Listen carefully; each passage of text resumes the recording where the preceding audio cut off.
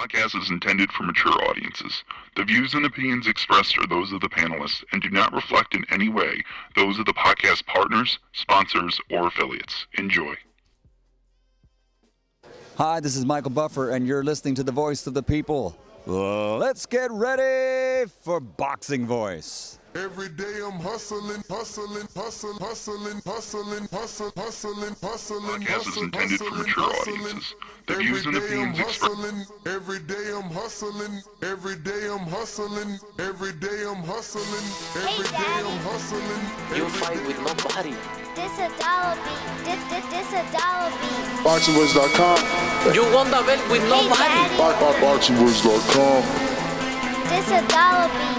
You never gonna get the fight, man. You're a horrible fighter. BoxingWords.com. Payday. You want payday. I know that.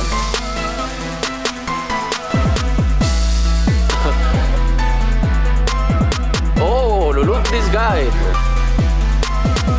There's a plan to go for the belt, and I'm coming, man. Get the fuck out of here, man. Please get the fuck out of here, man.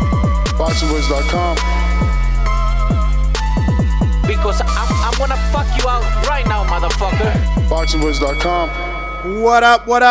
Welcome back, Boxing World. After another tremendous weekend of boxing, the fourth quarter continues to deliver.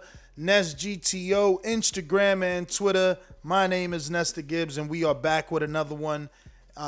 We're talking this weekend. Basically, the Canelo auditions.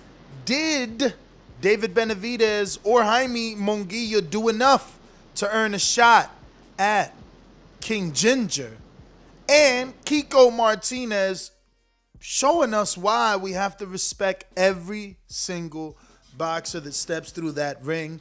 Just when you thought he was too old or done, just when you thought it could have been over, right when you thought Eddie was cherry picking, it goes wrong. And Kiko upset Kid Galahad, doesn't even allow him to defend his world title for the first time ever. So the debate, the OJ debate continues. Is Kid Galahad truly a champion if he didn't get to defend the actual title?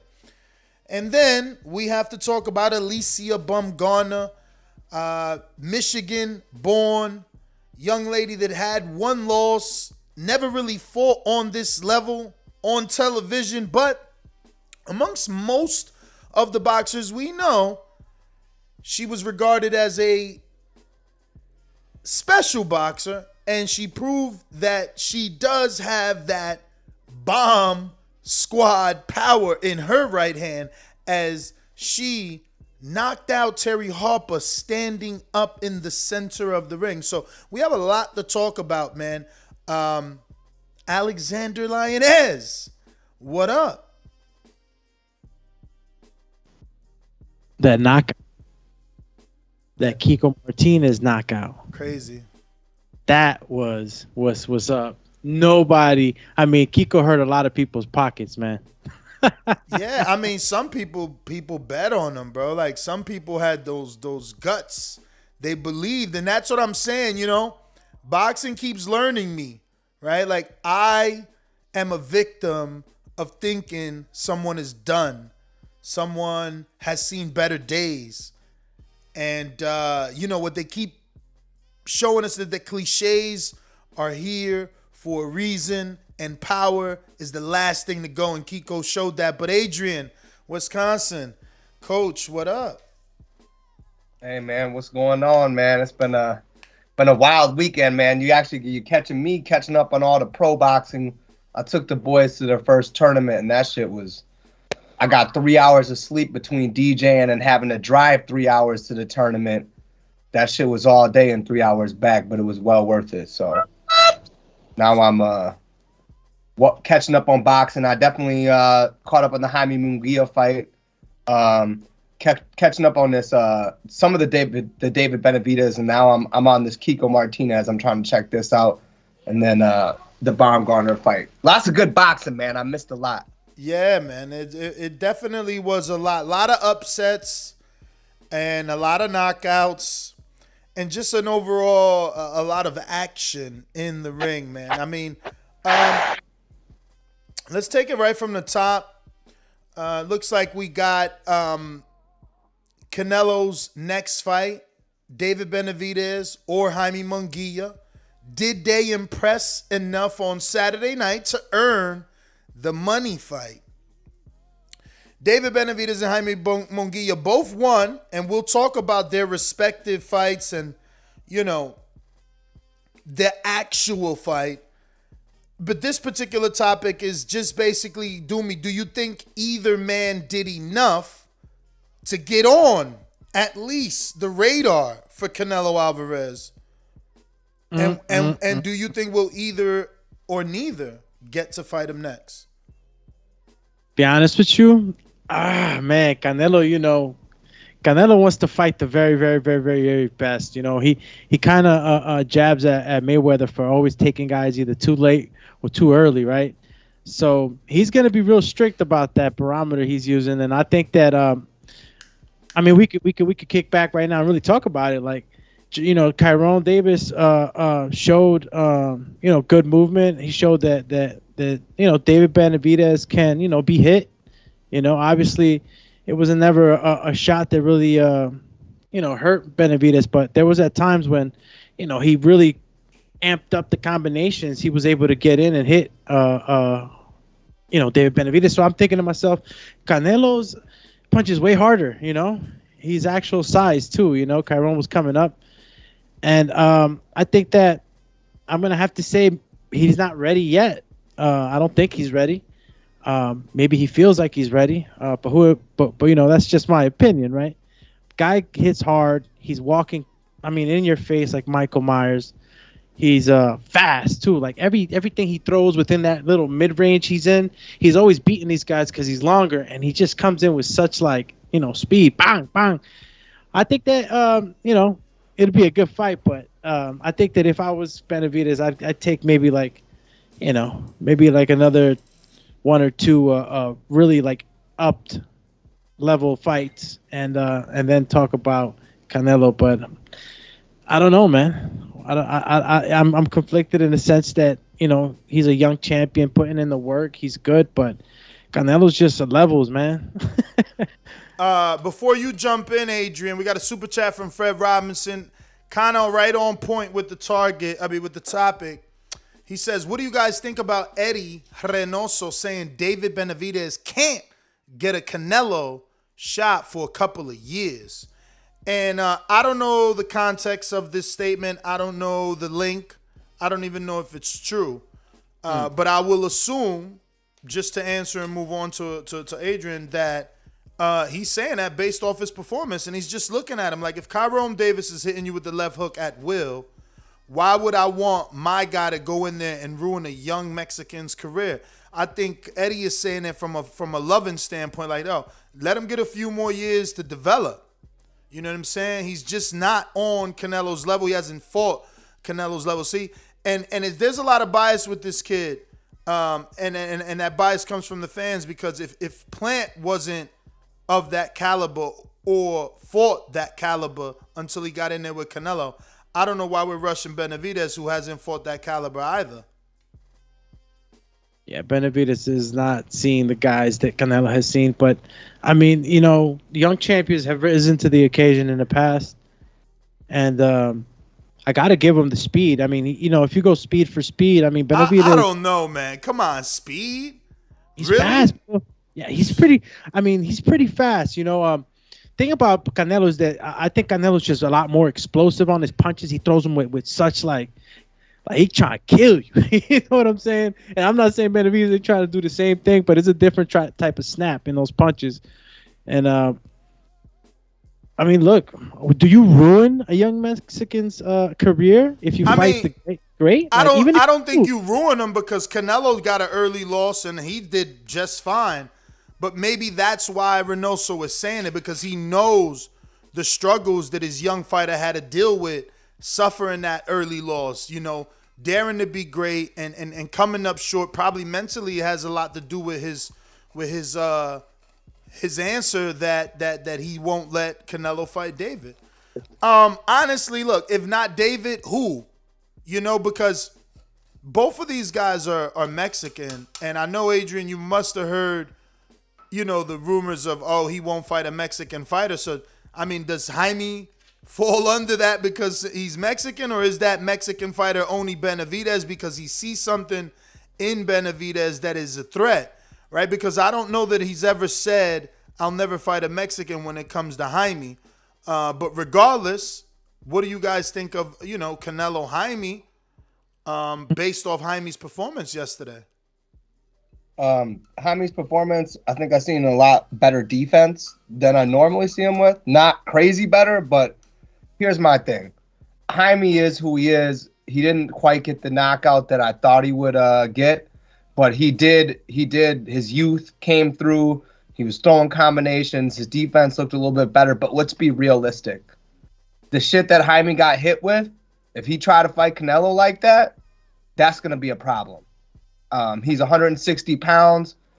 That means he's going to move up to fight Canelo.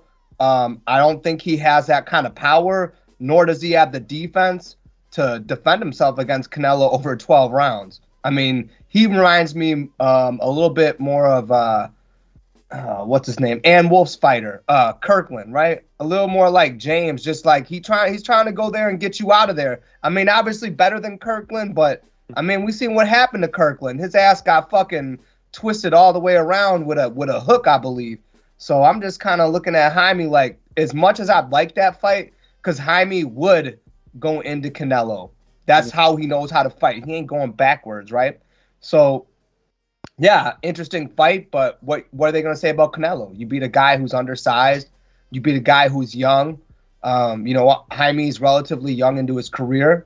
And the way he fights, he takes punches. I mean, taking punches like that from Canelo is going to be crazy. Now, David, on the other hand, yeah, I mean, he won. He was supposed to win, but he got hit. He wasn't, I guess, defensively responsible. I don't think that you take those punches from Canelo. I think the power difference would be way too much. So I think you got two guys who get beat. So I wouldn't pick either one of them if they're fighting Canelo. Not even a chance. Real you know quick, what I'm saying? Just want to ring the alarm. We got a new member. Started as a prospect when he signed up and ended up a contender. So shout out to D. Jones. Appreciate the support. Remember, every little bit of support, whether it's you sharing the show, hitting the thumbs up, calling in, it all helps. So continue to do so. Continue to tell a friend. We're looking for about 40 more subscribers to get to our new goal of 130,100 subs. And I got a super chat here from Fred Robinson right back at us with a 2-time. And he says, Canelo hadn't seen that. Oh, excuse me. Canelo hadn't seen that before he fought Floyd. What's the difference? Canelo hadn't seen that before he fought Floyd. What could he have meant? It was Alejandro Vega. He was a prospect and then upgraded to contender. And also D. Jones is a prospect. Shout out to D. Jones and Alejandro. And I really don't know what Fred means other than Canelo hadn't seen or fought on that level until he fought Floyd. So what's the difference? And honestly, you super chatted what I was about to jump in and say. I was going to say that, like, I heard Adrian saying, no, you know, Jaime, he won't get credit. He's too young, yada, yada. But, like, Floyd went through that when he picked Canelo early. You know, that's what you do.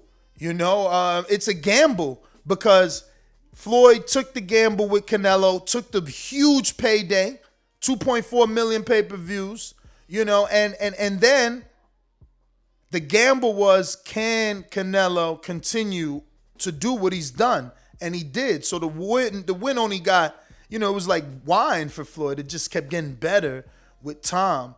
And maybe that can happen to Jaime because based off his style, listen, he's going to give a lot of people trouble.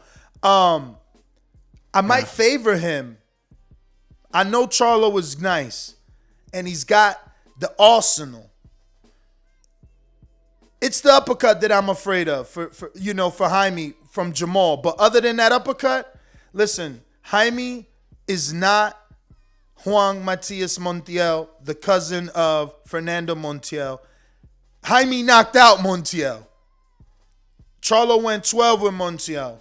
It was a difficult fight, and Jaime is heavier handed than Montiel, throws 4s and 5s and 6-punch combinations. All them shits, bro. You rarely see a fucking two-punch combination. It's crazy. Jaime out here, he getting better. They slowed him down, but he looked a lot better in that fight with Rosado. He took some right hands. You're right about that, Adrian. And if you're taking Canelo right hands like that, he's going to follow up with a combination punch where Rosado didn't. But back to the point. If you had to pick out of the two, who had the better performance? Who won the Canelo audition?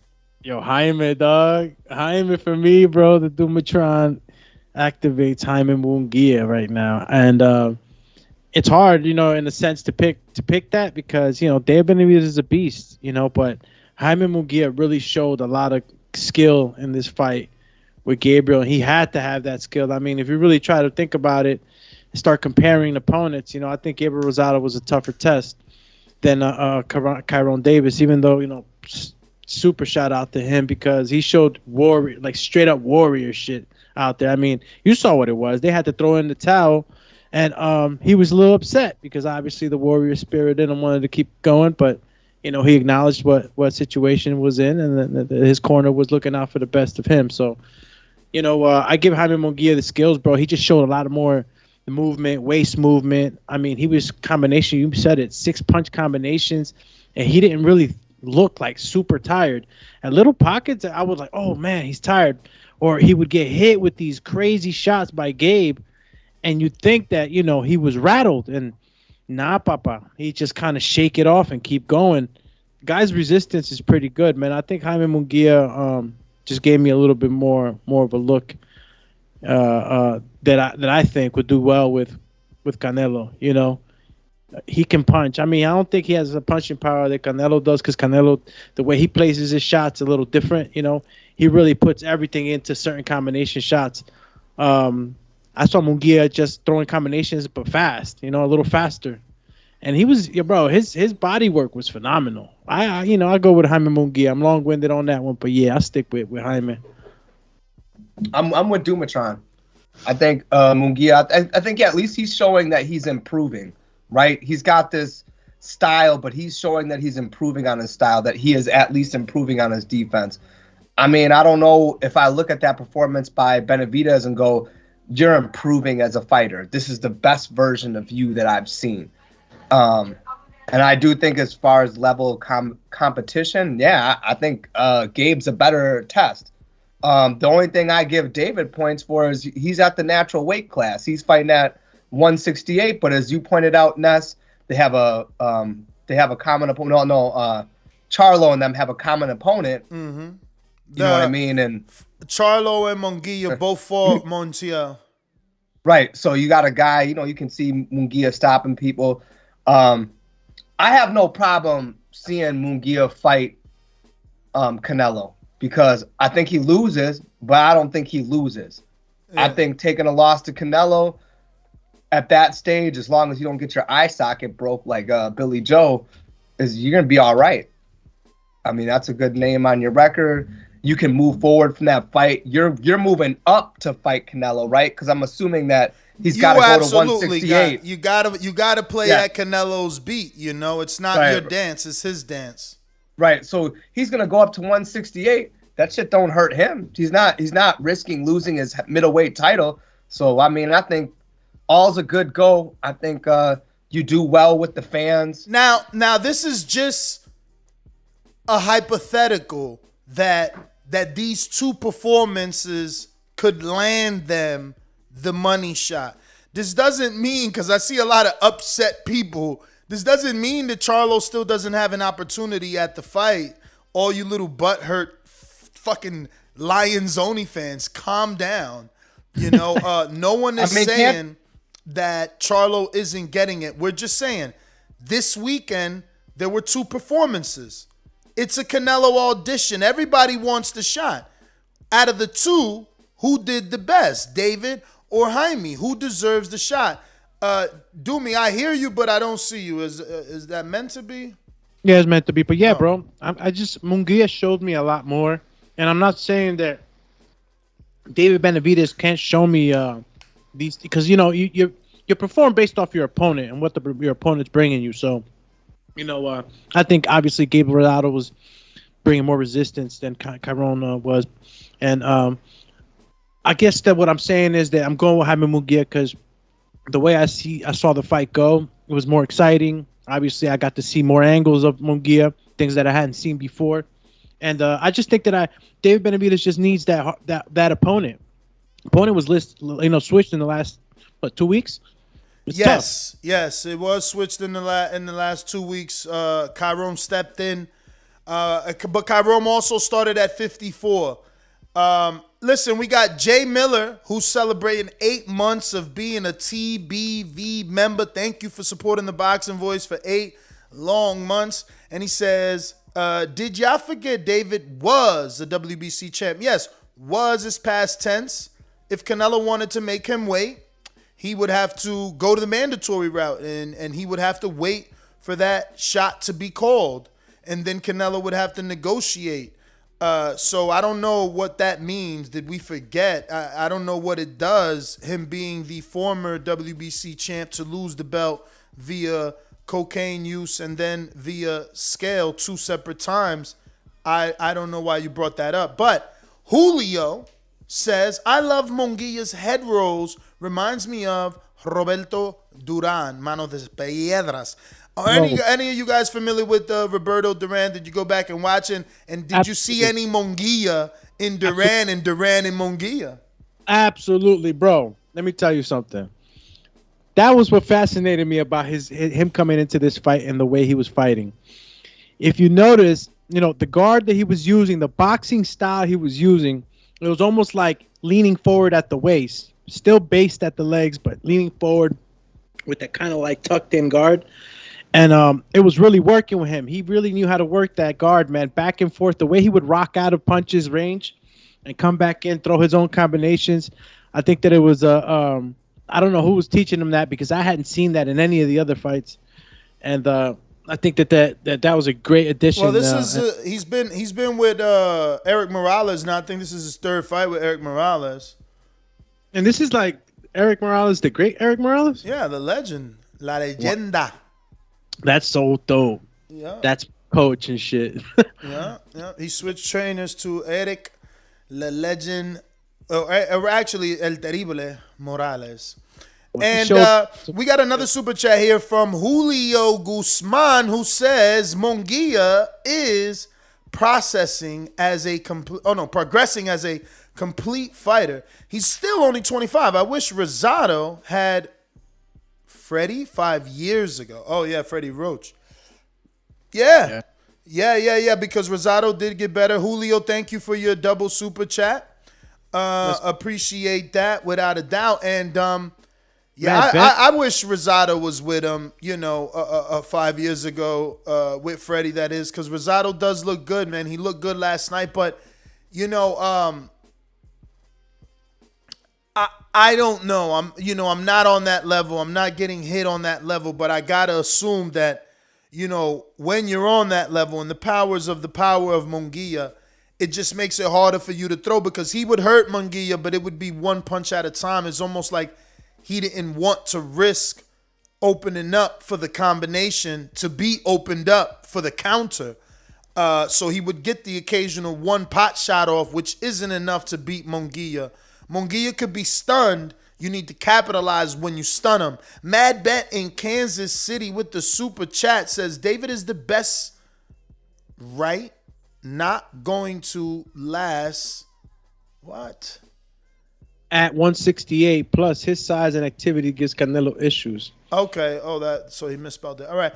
Yeah, I mean, he might not last. He got mad at fans for getting mad at him for not making 168. And yes, in contracts, there's a +1 and a +2 clause if there's no titles.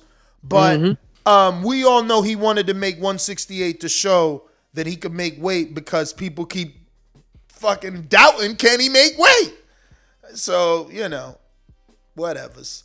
Shout out to Mad Bent in Kansas City. Now we're going to Fred Robinson, who says... Fred Robinson says, we can't fault Benavidez for having a replacement opponent. David deserves the Canelo fight. It's not Eddie's job to worry about him being ready. Yes, sir. And this is Fred's numero 3. So, shout out to you. Thank you for rocking out. I'm not faulting Benavidez for a replacement opponent. I was just expecting him to do better versus a dude that wasn't training for him. And I agree. It isn't Eddie Reynoso's job to worry about David's well-being, but maybe he's not worrying about David's well-being. That was my assumption. We really don't know why Eddie is saying what he is saying. But I got the Axiom next, who says... Munguia cut resistance is on another level. Yeah, bro, that dude didn't even bruise last night. His face looked so good. I'm like, what the hell is going on, bro? Like, that dude took some shots last night. It ain't like he was, in a one-sided beating. He got hit occasionally, but you really couldn't tell. Bro, there was some times where he would get hit, and I'd be like, oh, like, it's about to happen. Or, it was incredible the way he would take the shots and just kind of, roll with it. Almost like a zombie.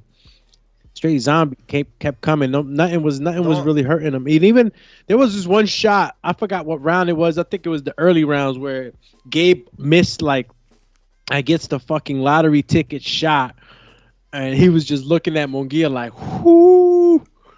That was the same right hand. The same right hand. He missed the same exact setup that he landed on Beck the Bully. So that's why he was like, woo, I remember that. It was interesting. Listen, I got another one, and it's time to ring the alarm. Julio Guzman with the numero 3. He says, wish these guys would stop mentioning Canelo and fight each other to put themselves in position where Canelo has to fight them. You know what was funny about, because, your message, obviously them calling out Canelo, triggered a memory from this morning watching the epilogue. Did you guys catch it? Obviously you didn't.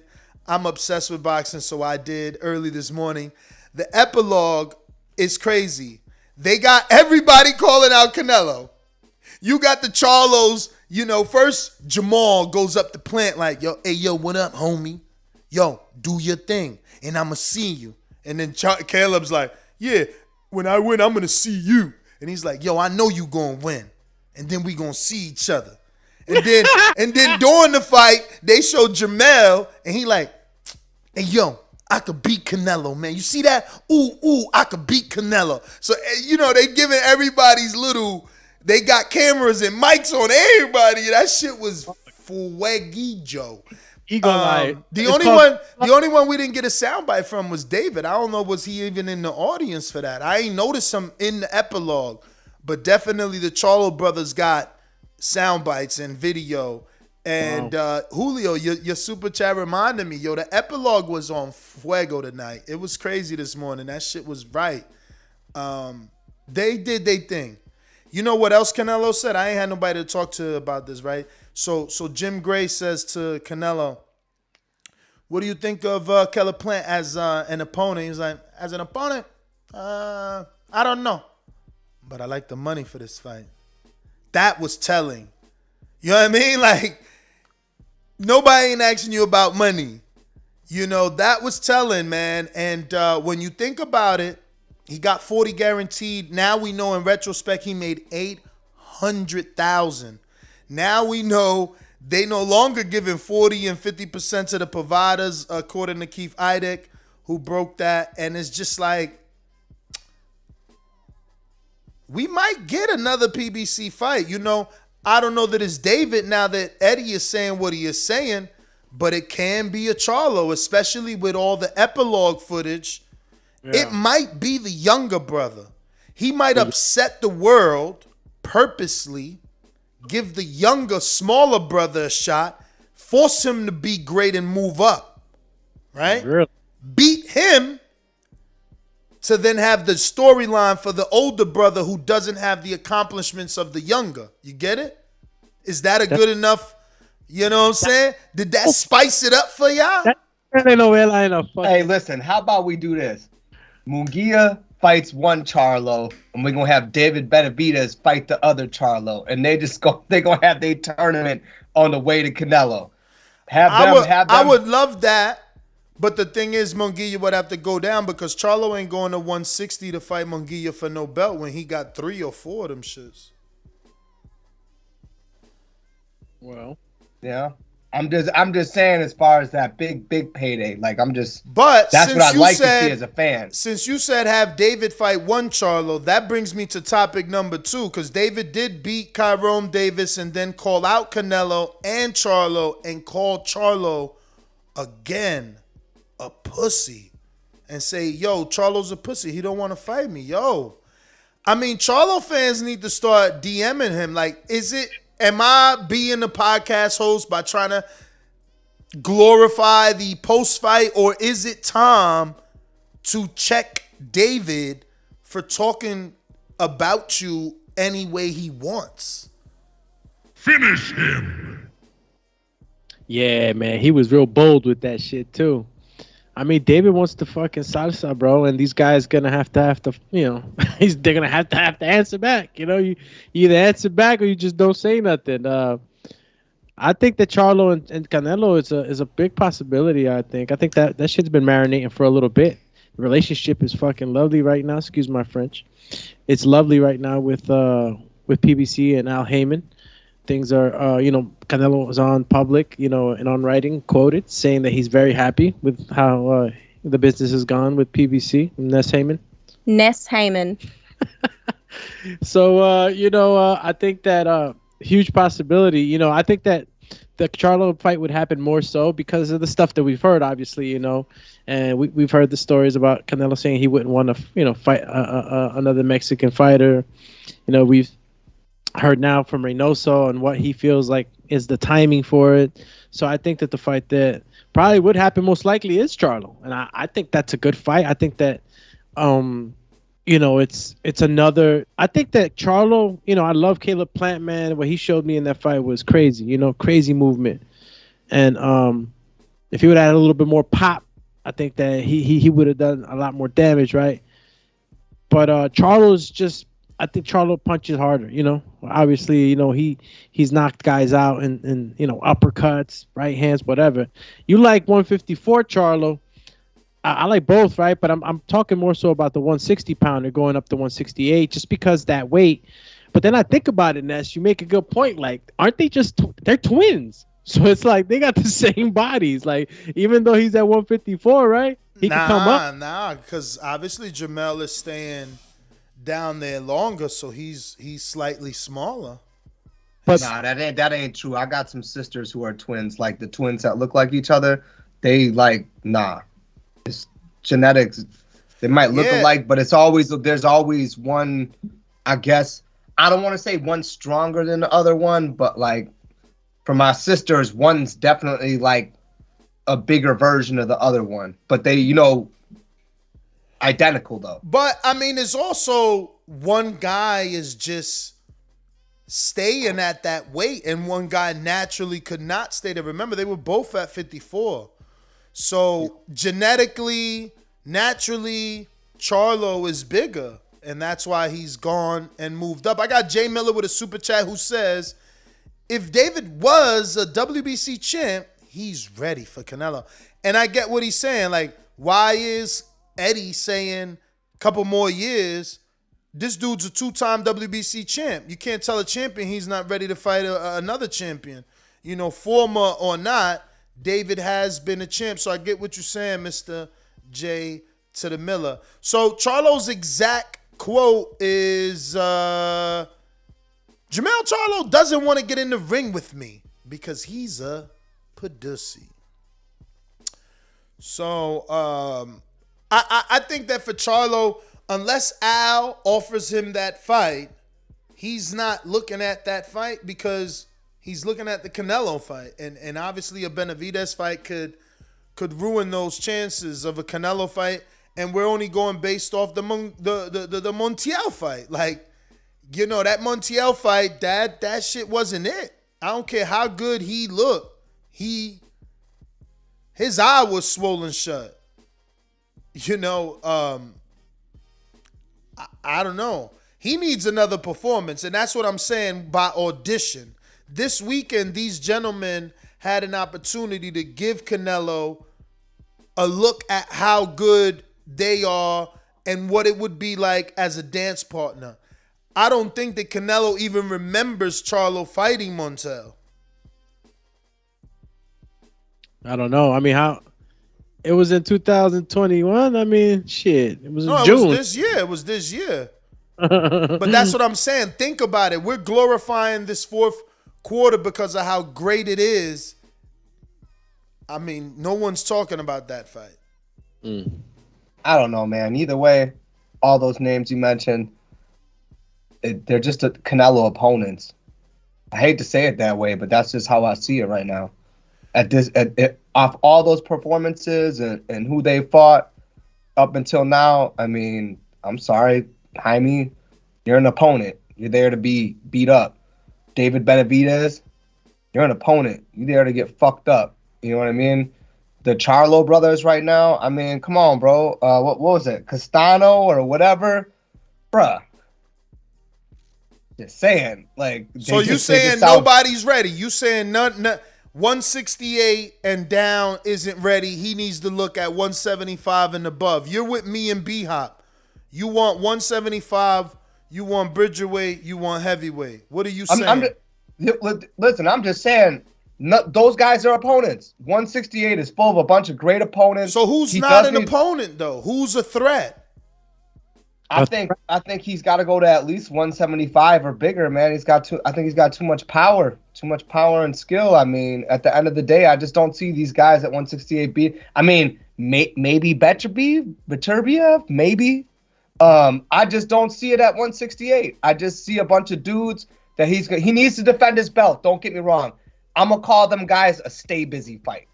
Julio Guzman. Stay busy fight to defend the title because he should defend all those straps. If you're gonna be the undisputed dude, you do have to sit at that weight division. I mean, Crawford didn't defend his belts, and I think Josh Taylor might have or will in February versus Jack Catterall. I got Julio Guzman, and I don't think Usyk did either, bro. Like, usually when you get them all, it's too tough to defend them, and you do the next move because now you're that dude. You're the great, undisputer. Julio Guzman says, prediction: Canelo fights mandatory John Ryder at AT&T Stadium for his next fight. If he's gonna, I disagree. If he's gonna fight John Ryder, that'll be in the UK because he hasn't done that yet, and he wants to do that, and he likes Eddie, so that's good business for him and Eddie. Shit, John Ryder. I don't know. I don't know if. What do you guys think? John Ryder in the UK or John Ryder in AT&T Stadium? Isn't that the what? That's in Dallas, or is that the one in No, because T-Mobile is Las Vegas, right? Yeah, T-Mobile's Las Vegas. AT&T should be in Texas, huh? Yeah, I think it's Texas, Dallas. I'll confirm it, but going back to what you. But what would you like rather, John Ryder here in America or take Canelo and become an international guy?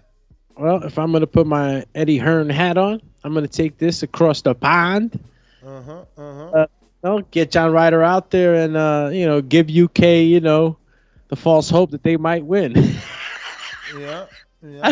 That was a jab from all my UK bros. I got Sway in Brooklyn. He says Canelo Durrell in Texas in May. Easy fight, easy money. Negative, bro. And you get this for even mentioning that shit.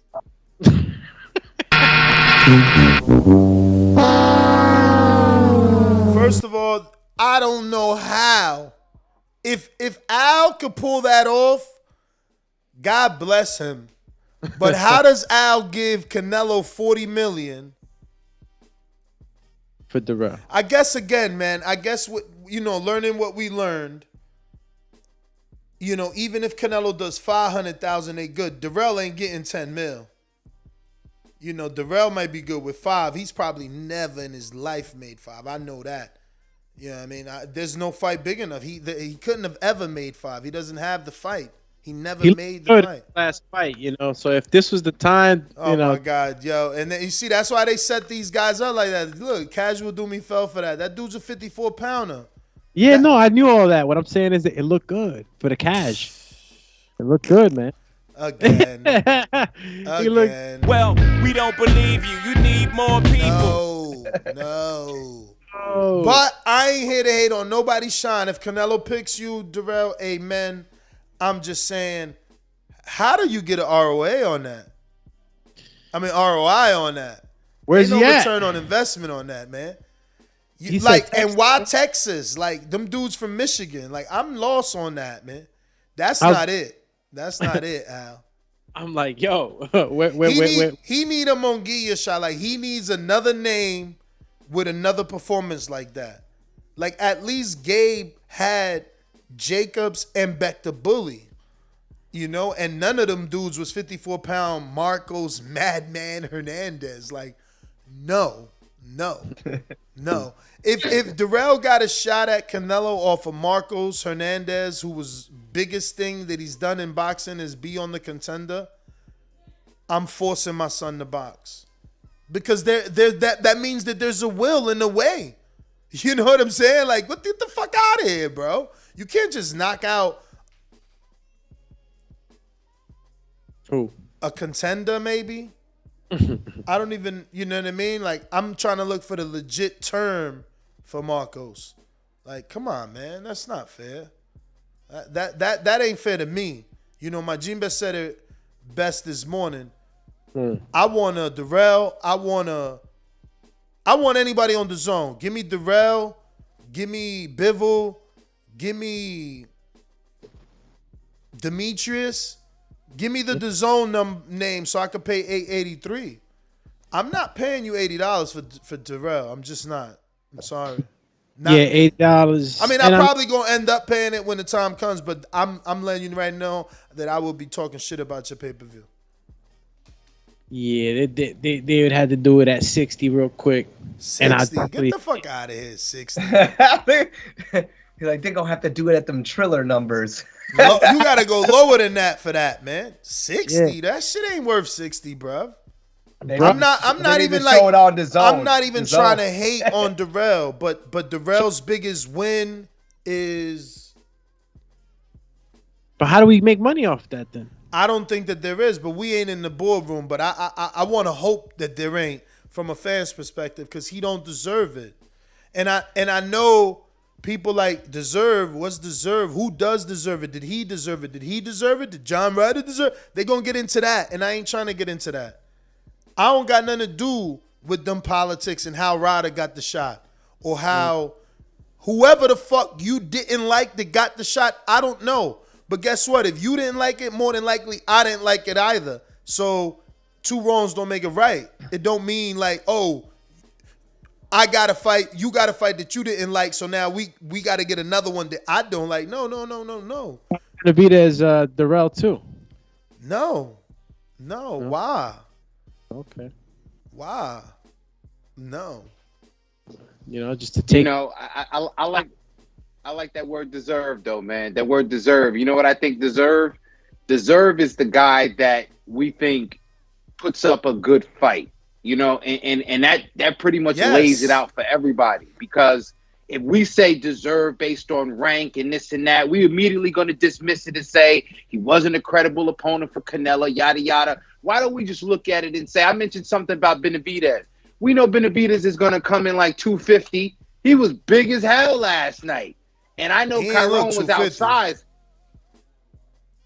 The bro's a giraffe out there. You thought he looked I know you don't mean literal 250, but I didn't think he looked that big. You know, his body doesn't look good to me, bruh. He got he got exactly what he got, like a fat dude who lost weight body.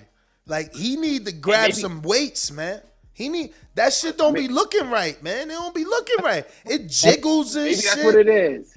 Maybe because there's no musculature. Maybe because, you know what I'm saying, his obliques aren't the way they should be if he's working out. But he just looked like he was a burger. Like, dude looked big as hell. And I'm saying to myself, now if he come in there against Canelo like that, Canelo would tear that fucking body up like slicing gyro meat off, bro.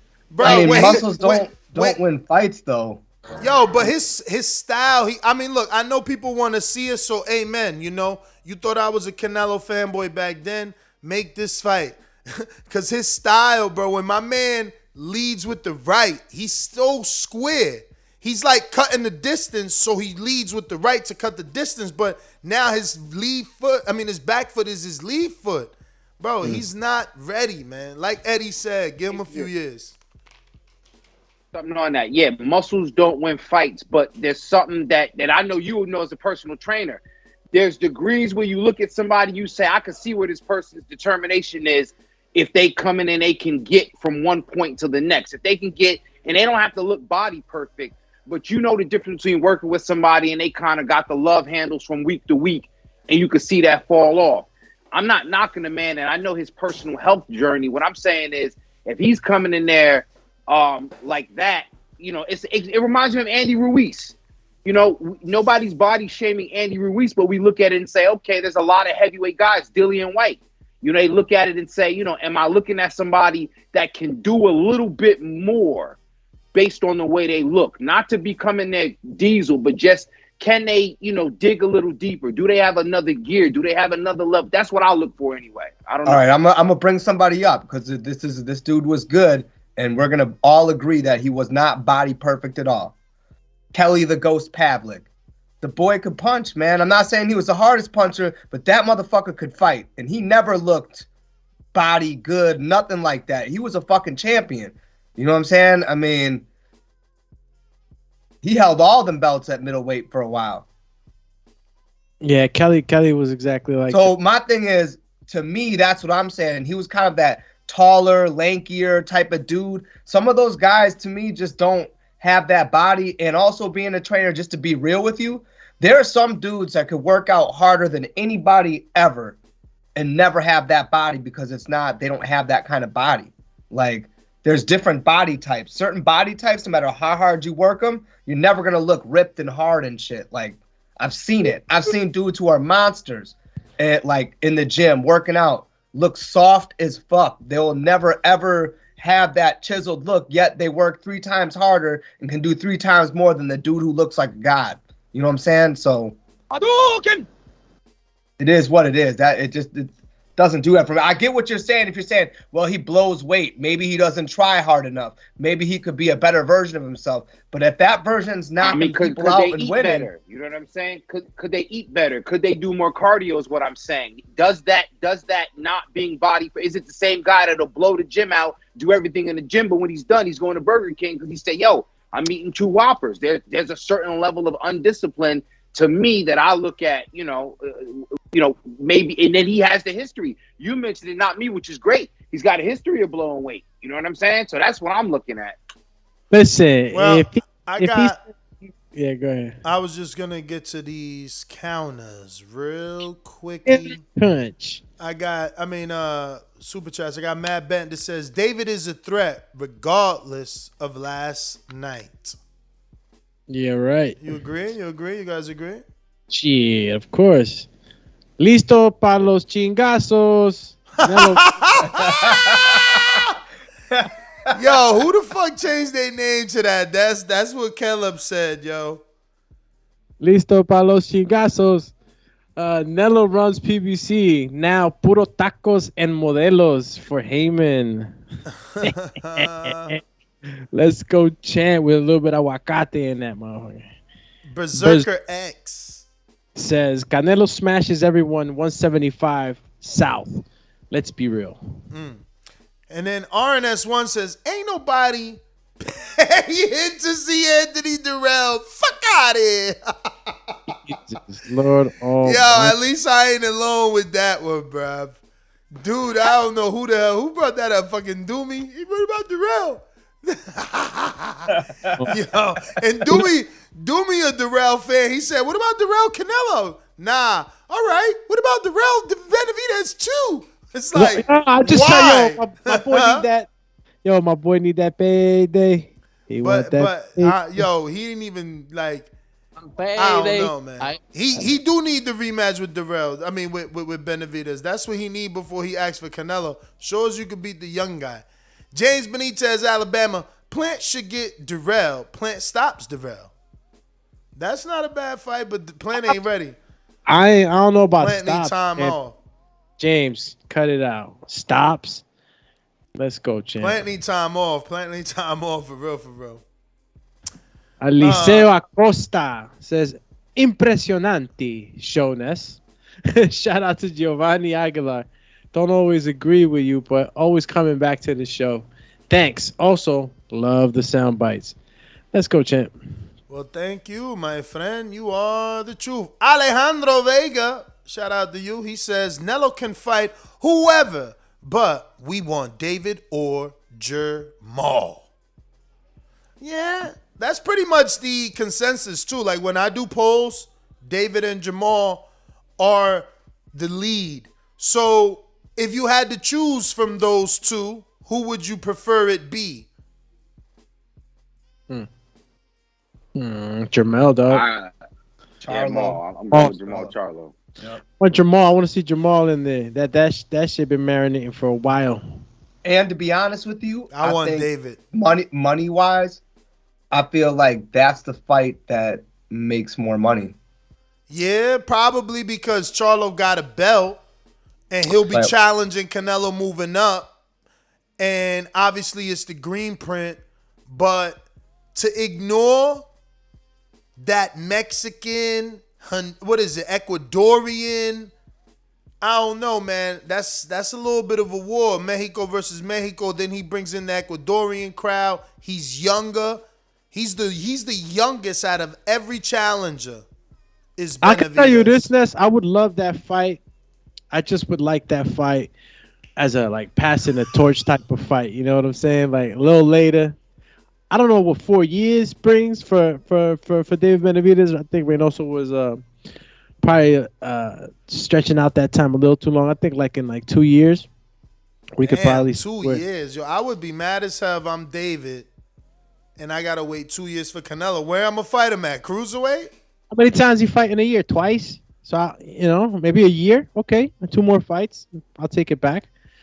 2 more fights, and we can really see what you're made out of with some real high level dudes. But look, should Charlo be the guy to get the shot if he got a guy? So see, I'm campaigning for Benavidez because Benavidez is the guy that's saying, I want Canelo. But fuck it, I'll fight Charlo next. You know what I'm saying? Like, give me Charlo. Give me anybody. To be honest, style-wise, I'd rather see fucking Canelo fight Munguia. Because I'm going to see a fucking hard-ass knockout. And I know Munguia ain't going to ever fight going backwards. He going to go forward. He knows no other way. So when Canelo smacks him with that hard-ass punch, Munguia don't know how to back up. He's going to go forward. I just think, stylistically, if I'm watching the fight and I'm paying my money, that's the fight I want to see as long as it lasts. RNS1 on the Super Chat says, Doomy, Durrell looks homeless. Right. Why y'all gotta get mad when you go dog mode and you just let your shit wolf? You know what I'm saying? I used to always do that shit. Still, it was go mode, just wolf out. I got Sway on another one that says, the Durrell rumor has been floating around boxing Twitter, which is why he pressed for the early knockout. Y'all missed my early super chat about Charlo. I ain't missed that. Let me look. Let me Sway. Nah, we definitely had a whole conversation about Canelo Durrell. Oh, yeah. Oh, no. He said Charlo earlier. You only got 2 super chats, bro. And it says Canelo Durrell in Texas. You didn't. Maybe you meant Charlo and you wrote Durrell, champ. Yeah. Yeah. Oh, he's talking about this super chat. Wait a minute. Sway, who celebrates 11 months of being a member. Shout out to you and sticking with us that long, man. Appreciate you a ton, bruv. What does he say? He says Charlo should move to 168 and fight Jacobs. Bad blood. Plus, common opponent with Canelo. Also helps him get acclimated to 168 and fight Canelo in September. I actually like that plan. I don't mind Charlo Jacobs. They owe us that. Just like they owe us Broner, Danny. And Jacobs chasing Joe Smith or some shit like that. Jacobs was trying to get a fight with Joe Smith, but Joe Smith is on that ain't he on that top rank side? I know Yeah. Jacobs is kind of a free agent. He do what he want. But you know. Either way, there's a lot of great fights to be made on the lead up to the to the Canelo ticket. There's a lot of people right under him that can all just fight each other till they get it. You know what I mean? I hate to say it. Like, they want the golden ticket. Shit, keep fighting the hard fights till you get it. Because my thing is, a lot of those guys don't realize if you fight each other and you knock off the other person, the money goes up. The more people want to see it. You know what I'm saying? Like, because for Canelo to pick any fight, the business has to make sense, right? And that's where it's going to be. Like, you got to make sure that your brand... That's why it's Charlo, bro. It's either Charlo, and I'm going to tell you it's Charlo. Obviously, Reynoso already said no to David. Munguia's with Golden Boy. We ain't giving that dude no money. We had to sue him to get away from him. We ain't giving him no money. So that means he's out and Gilberto's out. Durrell, horrible fighter. He's out. Gennady got an option. Gennady might be in it because he fight December 29th for Wednesday. And if he becomes unified, maybe, that's enough for Canelo to be like, you finally did something since we fought. Now I could finish your career, retire you, and send you to that fucking beautiful, send you to Florida with the rest of the old people. Oh, hell no. So he going to be your neighbor, Ness? Gennady moving in next door and shit. Y'all gonna go on bike rides together. Let me tell you, there's a huge demographic of Ukrainian and Russians out here. Huge. I had no clue. Huge. So Gennady might end up around this motherfucker. But that being said, we got James Benitez with a super chat, and then we go to you, my friend. He says Durrell and Ryder are on the same level of opposition to me. Durrell and Ryder, same level of opposition, gentlemen. What do you think? Durrell and Ryder. Durrell's been he's been around for a little bit, man. He's seen a lot of styles. I think Ryder's a step above. Really?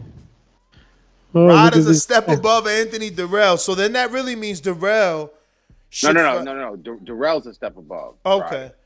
So just to close that Durrell, David, it looks like Charlo's the best option on the PBC side.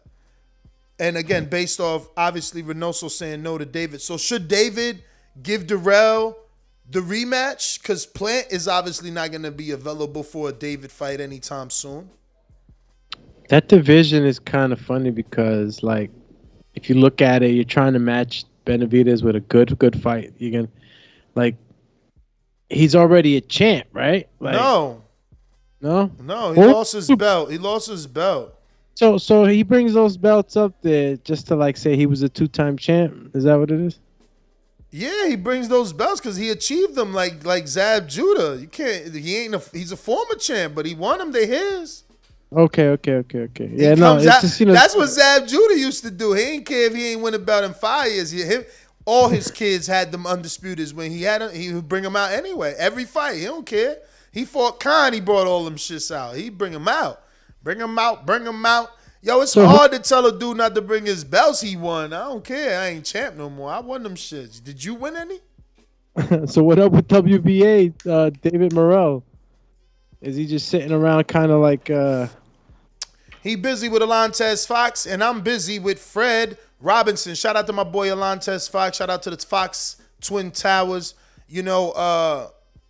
I wish, this sounds horrible because he's the older brother, but like Michael might be the better boxer out of the two, or Alantez suffers from being in weight classes with very, very, very, very talented people. He started his career at 54, and all the talent that was there and is there now. And now he's at 60, and you see all the talent that's at 60 and was there and is there at 68. So Alantez is an uphill battle with the David Morrell fight. He keeps moving up in weight too. But shout out to him, man. You got to give these dudes credit. They go in there. It's like Kyrone, like, he took that fight and it's like, damn, dog, did you think you could win? Like, you know what I'm saying? Like, that's a tough ass fight, and you took that shit on short notice. So it's like, bro, he took him. How many rounds was that fight? Seven. Jeez. For the 2 weeks notice, I know that he might have been active or whatever. Yeah, but I mean, look, he lasted 7, but did he win a round? Damn, I would have to go back, but probably not too many. But I could say that there was some rallies in there that I really enjoyed, man, as a viewer. Some of them moments were like rocky moments. Like there was people in the crowd cheering for Kyrone, Oh, and yeah. that was a predominantly Mexican Latino crowd. And Fred Robinson, let me get this super chat, Doomy. We got a bunch that piling up. Fred Robinson says, the fans deserve the fights we want to see. I agree with you, Fred. What about y'all? I mean, the problem is going to be it's always hard for us to get what we want, but I definitely agree. Yeah, we need that. We need what we want. For sure. Next up, Julio Guzman. Go ahead, No, I was going to say, man, I think Daniel Jacobs is the missing piece, man. If he ain't doing business with Joe Smith, he need to shake it up at 68. Either him and Benavidez. He was not just out in Phoenix, but he was out in Phoenix with Chavez not too many years ago. Just to bring that whole flavor back. Go back and fight him or fight Plant, because if all of them trying to get to Canelo and he fought the White Walker, you know what I'm saying? He fought Canelo and didn't get knocked out. Yeah. You know what I'm saying? Jacobs got a lot of credibility.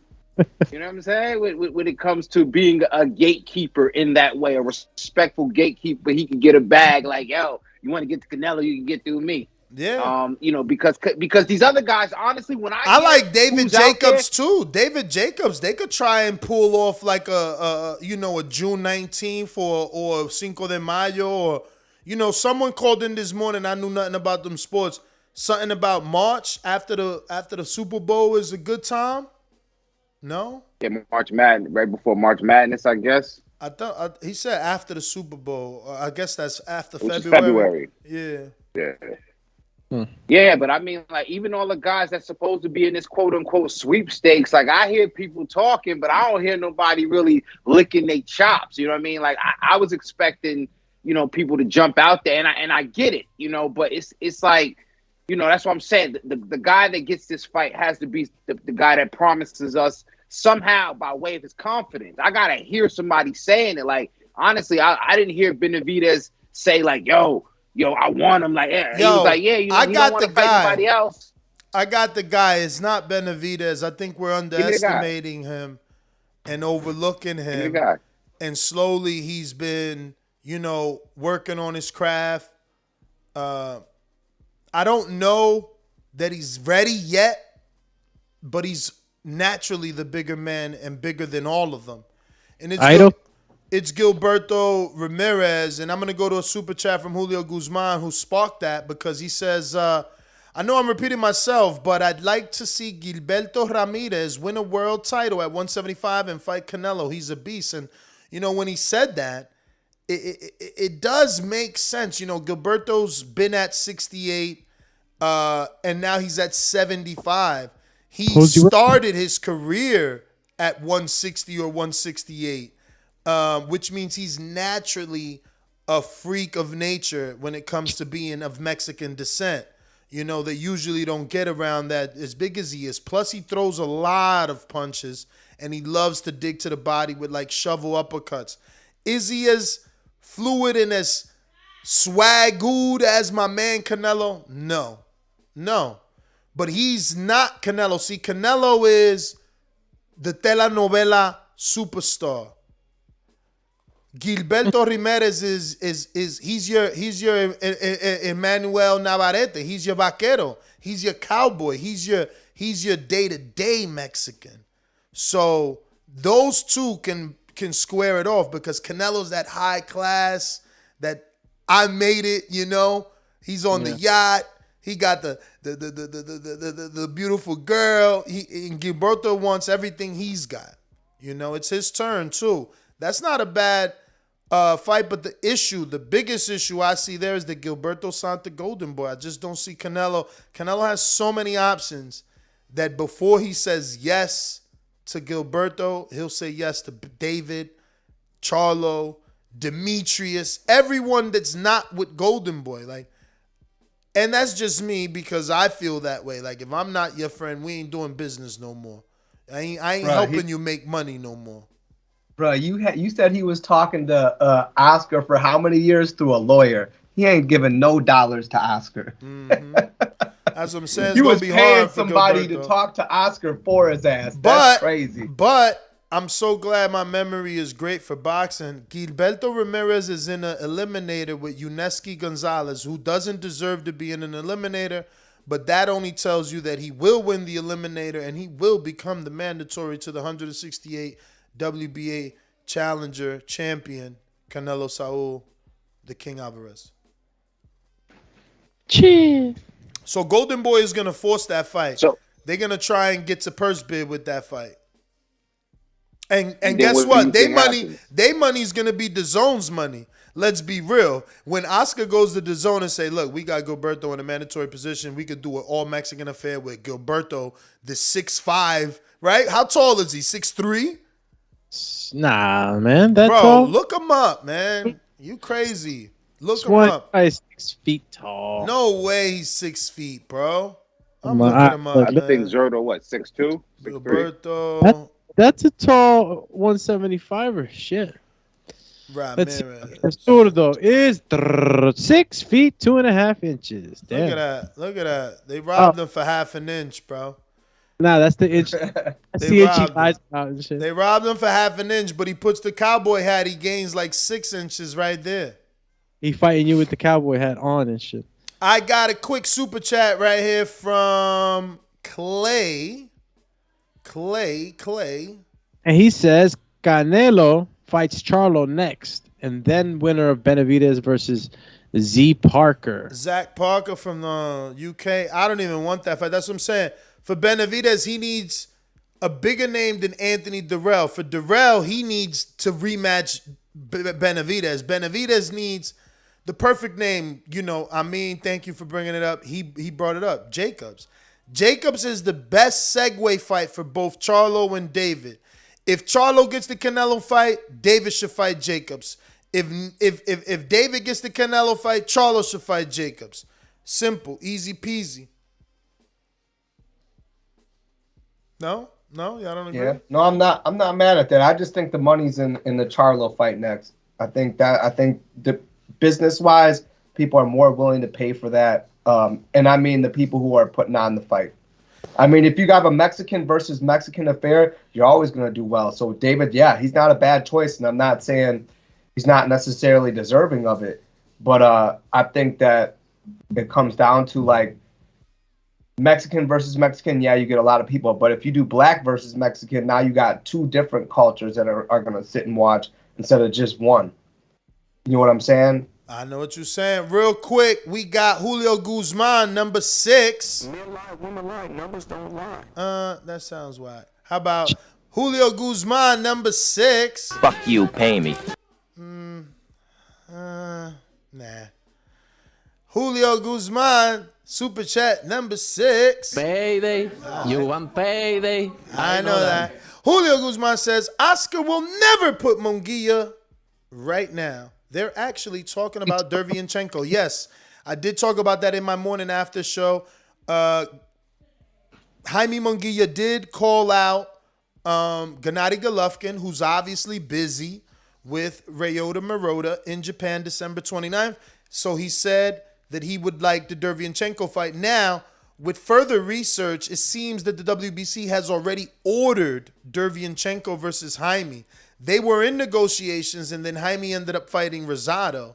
Now, I don't believe Jaime would need to fight Derevyanchenko to get the shot at Charlo, but I think that Golden Boy would do that to give him that extra fight before fighting Charlo. See, I believe Jaime, being Mexican, will be shown favor if he just goes to the convention Monday. It starts Monday, I believe, for the whole week. So all he's got to do is show up and ask for a shot as the number one. He was already the number one before yesterday's win. So as the number one, he is more than deserving at a shot at Charlo. But because I think they still want development, they will go for the Derevyanchenko fight, and they're going to wait it out because Derevyanchenko is fighting Carlos Adames El Branco, who I believe will get stopped maybe. He's never been on this level. Patrick Teixeira put hands on him. He doesn't show great punch resistance, and he switched trainers mad times. You know, he was training in Gleason's, then he was training in Robert or Garcia's. Now he's training with, like, I don't know who he's training with right now. Who he's training with? I mean, you know who he's training with. You know you got them championship round nose. Who he training with? Who? Derevyanchenko? Nah, Adames. Oh, shit. I can't remember what I know he left. He left Robert Garcia after the first loss, and now he with PBC. So I don't know. I don't remember exactly who he's with, but it's all good. It's all good. It's all right. Derevyanchenko and Munguia still a good fight. See how I did that? Yeah, but Munguia and Charlo. Munguia and Charlo is a good fight. Great fight. I've been begging for that one. You know, and it's a lot of pieces that can move around. But listen, because what? If Derevyanchenko is shot worn, then that would help Munguia. But if they're gonna go in there and slug each other out, well, we're gonna find out. Remember, he's got the fight with Carlos Adames first, so he's gonna watch Gennadi's. This is how Jaime's thinking. See, he's intelligent. Look, this was all on one post-fight interview. He say, "I want Gennady. Dude got to fight on the 29th. If I can't Gennady, I'll take Derevyanchenko. He got another fight. Look him up. I don't know when he about to fight. He about to fight. Both of them dudes, regardless of if they win, one is 39 and lost to the dude I want to fight, but he got the win, right? One is 39 and lost to Derevyanchenko, but got the win. Then technically Derevyanchenko lost to Gennady, then lost to Charlo, and would have went through the Adames fight to get the Jaime. Like, they not in no rush. People like us are saying, oh, Canelo Munguia's not in no rush. He called out Gennady, 39 years old, and would have went through yet another tough fight in December. Ryota Marota's a puncher. Look at what he did to Rob Brand. Shout out to Rob Brand. He beat him the first time, but the second time was not as nice. You know what I'm saying? He's a puncher. So Gennady going to come out of that fight a little less, a little more shop worn. I took you to church. Yo, next one. Alejandro Vega says, harder matchup for Nello right now, Benavidez or Bivol? I say David. I say David as well. I'm holding Bivol's 10-round Lenny Castillo fight against him. Especially when Callum Smith can move straight up and knock out Castillo. Had him looking like a baby version of Sergey Ligokovich when Wilder knocked him out on Showtime. Remember that? And his leg was like shaking and shit. Bro, damn, bad, yeah. He killed him, bro. And that's what he did to him. So it's like, that's a punch, That's that shit that you get hit with one of those. That's what's gonna happen to you. You're gonna be shaking and baking. So I can't hold it totally against Lenny. He put up a good fight. I don't know. All right, let's change things up because we always go so long. Let me slide in a few callers. Ian Philly, I see you. Get ready. We going straight to you after these messages. These calls are brought to you by Big Rigs Trucking Agency, experts for all your insurance and trucking needs. For quotes and consultations, visit us at brtagency.com or contact us at 908-943-6918. Woohoo! Remember the number to call in. 1-425-569-5241. Press 1 time. Voice your opinion right here on the Voice of the People hotline. We're opening up the phone lines to allow conversation on the subject. If you want to give your opinion on this weekend's fights, we haven't even gotten to Baumgartner, but that's what I don't want to do. I don't want to have you waiting 2.5 hours for us to review everything, and then you get your take. So I'm mixing in some calls. If you want to bring up Baumgartner, you want to bring up Kiko Martinez, be my guest. Remember to rate us 5 stars on iTunes. And don't forget to help us make our next goal of 130,100. So I just need 40 more subscribers to get to that secondary, what's supposed to be a weekly goal. So I really need you to help us get there today so that we don't look like losers or failures. You know what I mean? So we need about 40 more subscribers. I'm hoping that we can get those today, and then I can wake up mañana ringing the alarm that we achieved the new goal. All right? We're going out to E in Philly. What is up? What's happening, Neff? Chilling. Peace to the panel. Hello? We hear you. Oh, you Let's go, okay? man. Yeah. Great fight last night, man. I didn't catch the DAZN one. I watched the Showtime. You know what I mean? I'm stuck between Benavidez and Charlo, man. I feel like Charlo been putting in enough time, and I like Benavidez, man. I like his fighting style. I mean, he did have the belt at 168. You know what I'm saying? He lost it on the scale, and he lost it because of cocaine use. But hey, we gave Tyson Fury a break. You know what I mean? Like, that should happen sometime. You know what I mean? That shouldn't be a reason for him not to get the fight. If he do take a loss to Canelo, he's still young, man. And he doesn't seem like the type of guy that's going to, fold. But he did say this at the post-press conference. He's willing to fight whoever he has to fight to get to Canelo. And that's one thing that I like about him. Like, he's not trying to play the politics thing, man. That fight would just be a good fight, man. I really think that would be a good fight, man. Like I said, if he lose, you know what I mean, I don't think it's not gonna hurt him that much, man. So between him and Charlo, man, I think, you know what I mean. But at this point, again, Canelo can do what he want to do. If he want to go grab that big bag, if they're gonna give him a big bag for fighting Ryder, which I really don't want to see, you can't really blame him. You know what I'm saying? Because to me, he could fight Charlo and Benavidez and go retire, and I wouldn't be mad at him. I wouldn't be, man. I had to go back and check. You know what I mean? Because I was kind of hard on Canelo. You know what I'm saying? But after this went over Plant, he can do what he want to do. All right, champ. Well, I got a super chat coming in from Jay Miller, right? Jay Miller, who says, Kyrone and Gabe showed a lot of heart. Mad respect. And Jay Miller, I'm pretty sure there's numero tres for you. And Boston Jared says, is Zurdo Benavidez pay-per-view worthy? If so, could they steal Cinco de Mayo from Canelo with this fight? I would say yes, it's pay-per-view worthy. I would say that 800, 900,000 people tuned in for Valdez, Burchelt. They're 135. These guys are bigger. The issue becomes, how bad does David want to be a star? Because Gilberto's not coming back down. Is David going to be willing to fight him at 75 to make it a pay-per-view? And is it really a pay-per-view when Gilberto fights on DAZN? So, I don't know. Cinco de Mayo. I mean, it sounds very good. But in theory, it always sounds easy to steal a date from Canelo. For real. Coach Rivera's on the next one. He says, is Darrell or Yarden in May?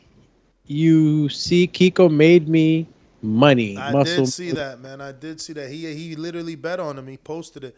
But who the hell is Yarden? Yarden. Yardy? Yard? Does he mean yard? Yeah, Yeardom. I think he's talking about Yeardom. Is Darrell or Yard? I thought it was Yardy for a second. I don't know. But let me go out to New York City. David Maldonado. I mean, there's no R there, actually. It's Mal, like bad guy. Maldonado. What he done to the boxing world to be number one in the junior weight division. Carlo no shit, Peter Fowler no shit, the master no shit, I know everything with God.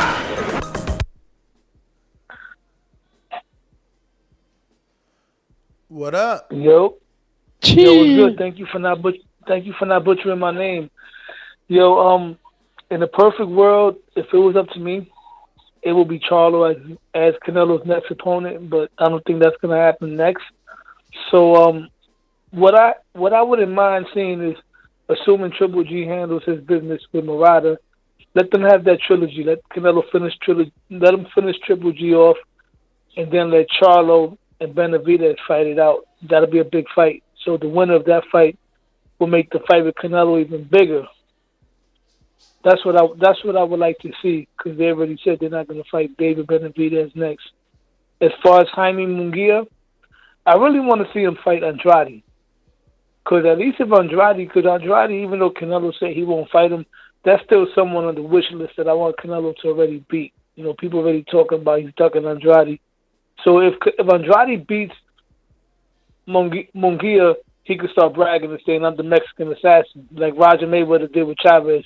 And maybe then he can try to get a Canelo fight.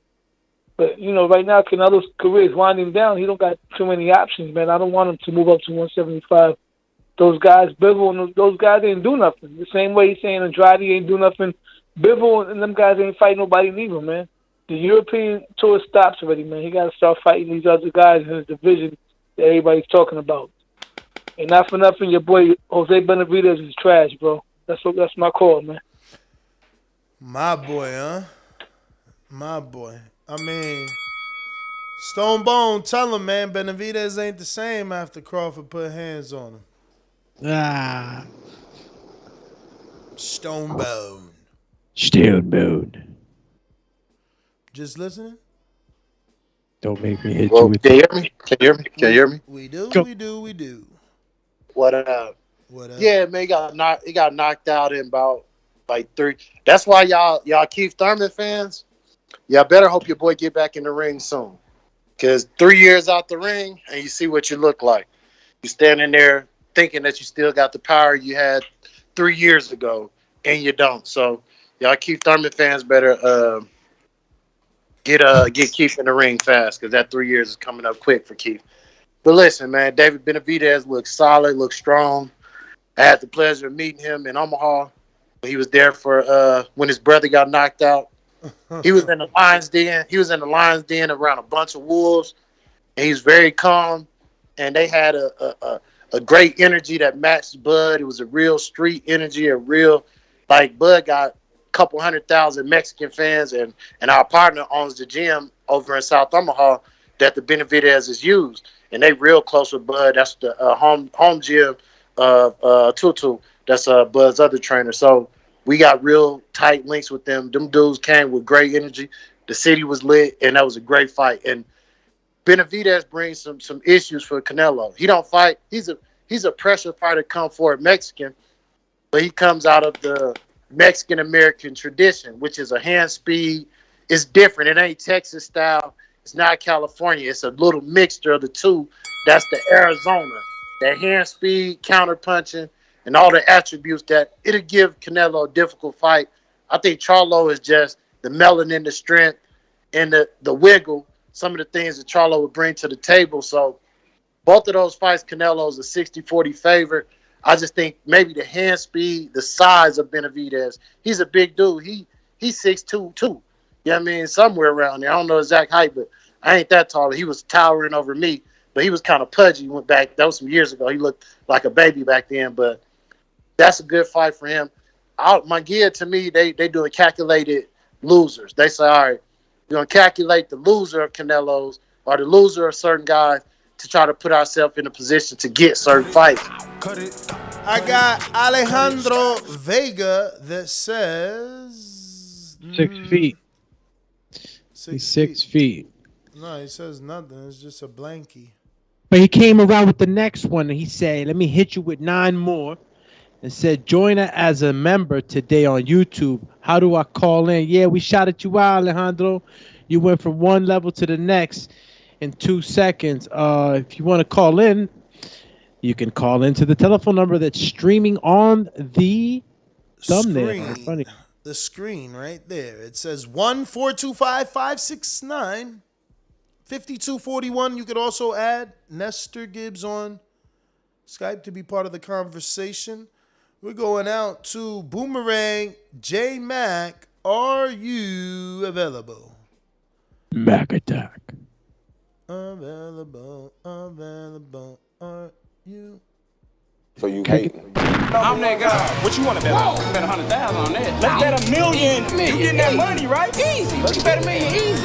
And I for the bread. When I him, y'all gonna say he was too weak on my life. Okay, bow down, bitches. I'm about to handle business. I'ma teach you all a lesson. This'll only take a minute. Got a part and all this passion in my blood. Niggas hating just because. Think about it. Everybody love Bud. J Mac, where you at? Where you at? All these niggas hating on me. Shit is whack. So official with it. Don't check the stats. Hey, I'm out here trying to get it. I only got a minute. Get ready for the Mac attack. Yo, what up? Doomy, Ness, Adrian, and I think that's James. I mean, what up? It's King. What up, J Mac? Hey, what's the topic? That just hopped on. This weekend's fights, man. Okay, I watched. I went back and watched Benavidez do what he did in 7 rounds. That's pretty much the only one I want to talk about. I just got on. I hopped on Stonebone. I think he's gonna get a breakdown. I'm just curious to see, man. I think Benavidez is the guy to give Canelo a great Mexican holiday fight. I think some of the things he does in the ring great. We can either find out would it give Canelo problems, or will Canelo be too great with his only upper body, high guard, defensive movement, and not let it bully him. But I think Benavidez, if he's not 6'2", he's 6'3". I don't think he's a small dude. I think he might not be the hardest puncher, but the way he comes and put that pressure on you, he constantly stalk with his hand speed and ability to throw them punches how you throw them. I think it could give Canelo a lot of work. And I'm also pulling for Beaver. I think Beaver actually beat Canelo. So I'm looking forward to see what Canelo do after that cakewalk he just had at 168. Shout out to him, and I respect him, but I still want to see him in the ring with them 2 dudes. That's my call. Cakewalk. I wonder if Charlo would have had a cakewalk. Y que camino de pastel. You know what I'm saying? It's him, man. It's not the people, man. You know, look, we just seen Callum Smith. You know, you campaigning for Bivol. Bivol couldn't knock out Lenny. Callum fought Canelo. People didn't think he was good. Arm busted. Didn't get stopped. Moved up. Knocked out Lenny. Stone Cold Steve Austin knocked out Lenny, who Bivol couldn't knock out, but people want Bivol. So, you know, styles make fights, man. We got my Jimbe with a super chat, and he says... Boo Boo said Nello made history in the weakest division, but he's fight the weakest competition. I don't know, clown emoji. Yeah, man. It's just people are frustrated because they see him doing what he's doing, but the Charlos do have a claim to him. They've been in and around his division for years, and he's not fought them. It's 3 of them. He hasn't fought either Charlo or Andre. That is strange. But I'll give you a stranger one. Why haven't the Charlos, Laura, or Andre fought each other either? How is it that they've been at the same division, right? Like, people are so quick to point the finger at Canelo. He got to fight everybody and their mother. But why hasn't Charlo either fought Laura? Laura got a WBA 160 right now. He was petitioning to fight Marotta. He should have fought Marotta because allegedly WBA is consolidating belts. Did they really do that? No, they went for the money fight with Gennady and let them keep that belt so they could do a unification with Gennady, and Laura keeps his belt. But Laura's a 160. You understand? Weren't they like Andre ain't calling him out. What's up? What you say, bro? He was a stablemate with the Charlo brothers, right? Lara? Once upon a time, but Laura's it's easy for you to Google and hear Laura in Spanish telling you, and with translators too, telling you that he'll fight both of the Charlos. Laura don't care about none of that shit. He got an extensive car collection he need to take care of. Yeah, and I think, again, fighters will say that, but I think the politics behind the scene, as far as Ronnie or Derek, whoever's involved, the reason why that fight didn't happen. But I think, with Boo Boo's situation, because he's like a leper, you know what I'm saying? He's been, deemed untouchable, and he ain't been fighting much of nobody. So, why? For the same reasons, the ills why we don't enjoy, boxing, the politics of it. So, but here we are waiting. But see, here's the thing where I think people put the onus on Canelo, because he's been able to come this kind of start. He got it, it's his choice. So, these guys is, they got to dress up, get nice, and they got to audition, man. It's a strange position to be in. And sometimes, what is it, looking good or looking bad? What scores you that dance? Looking good or looking bad? What is it? They got to look great against who? Doing what? You know what I'm saying? And then Canelo says, yeah, the guy looks great. I want to fight him. Or does Canelo say, I see a vulnerability? Like, what gets the guy to fight? You fight nobody, man. You fight with nobody. Next on the super chat, Eliseo. You got him? I got him. Eliseo Acosta says, love the show, bro. Shout out to Fer Rodriguez and Otavio Aguilar. Please let me hear that Mexican soundbite. Love the show, Ness. Is impresionante. Incredible. Also, shout out to Maine and Alex. And I think that it must be this one. Soy el jefe de jefes, señores. AMG, Oklahoma. What is up? Hey, what's up, Ness? Can you hear me? Yes, sir. Stupendous. All right, shout out to you in the panel. Yo, I think Canelo's choice is Charlo. I think Triple G is kind of the wild card, even though I personally don't want it, but whatever. And then I saw a post from Samson saying that he's going to go to the WBC conference and petition for Benavidez to fight Canelo. So it's them three. I think it's definitely going to be them three. As far as Zurdo goes, I think Zurdo's best shot at Canelo is becoming a roadblock at 175. So he just needs to, keep his foot on Bevel's neck. Hopefully Bevel doesn't duck him, and they can, get that scrap going. And then for Jaime, I agree with you. He's in no hurry. He's gonna chill out. He's gonna keep getting some fights, and it's cool, whatever. At least he knows where he's at, and he's not just talking shit and then not making, ducking people like kind of like Charlo does, But whoever doesn't get it, damn, I hope they fight each other, right? Because I just think boxing needs that.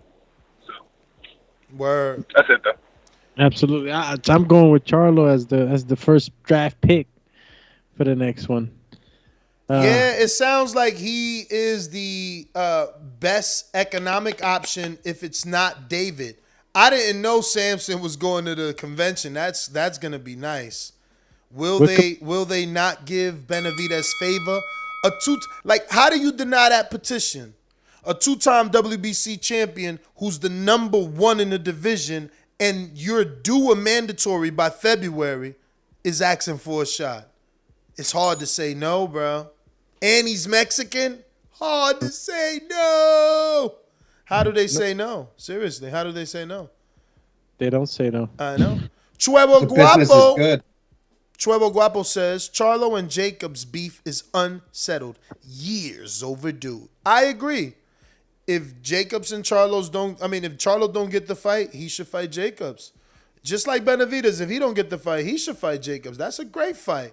Info Joe, what is up, my friend? I can't wait for December 11th. Joe, you available? Let's go! Come on. Info Joe is a beast. Checkbox red, undefeated punchlines. Better place your bet. The #1 call. Fought my way up the ranks. Border wars fighter, going hard in the pain. Boxing scene writers call me spectacular. What's up? What's up? What's up? King Amin, Adrian, Doomsday, and Ness. What's up, champs? Info. Everybody all good? All good. Yes, sir. Hey, yo, Adrian, how'd you guys do, man? They fought this weekend, your fighters? Yeah, man. Mendoza, he won his fight. Kevin, man, great. He got robbed, man, but we were fighting the promoter's house fighter, and I realized that the second we walked in, I told my boy, I was like, bro, you're going to have to stop him. I was like, the whole crowd full of Asian people for him.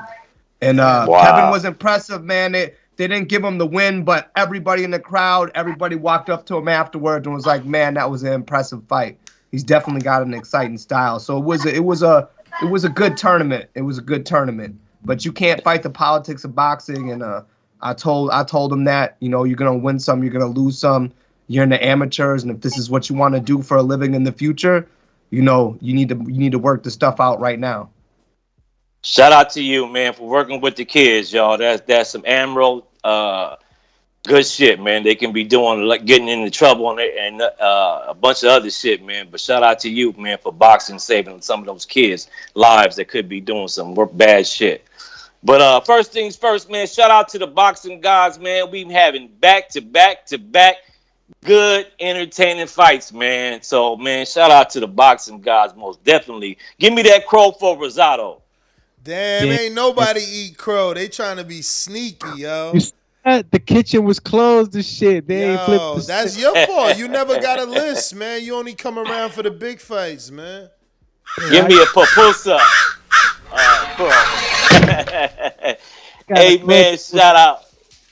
Thank you, brother. Shout out to Munguia, man. He showed me a lot, man. The dude is very durable, tough. Love the combination punching, man. Shout out to Gabe, man. I seen Mayembe put in the chat yesterday. Hope he doesn't retire, man. I still think he got, you know, a few good fights in him, man, to keep us entertained.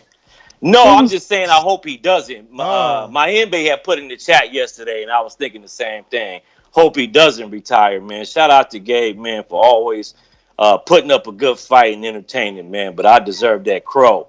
I agree with David Maldonado, man. I think Benavidez versus Charlo should get the winner of Canelo, man. That would be a bigger build-up. But if I had to choose, if he had to take somebody right now, I have to go with Charlo as well.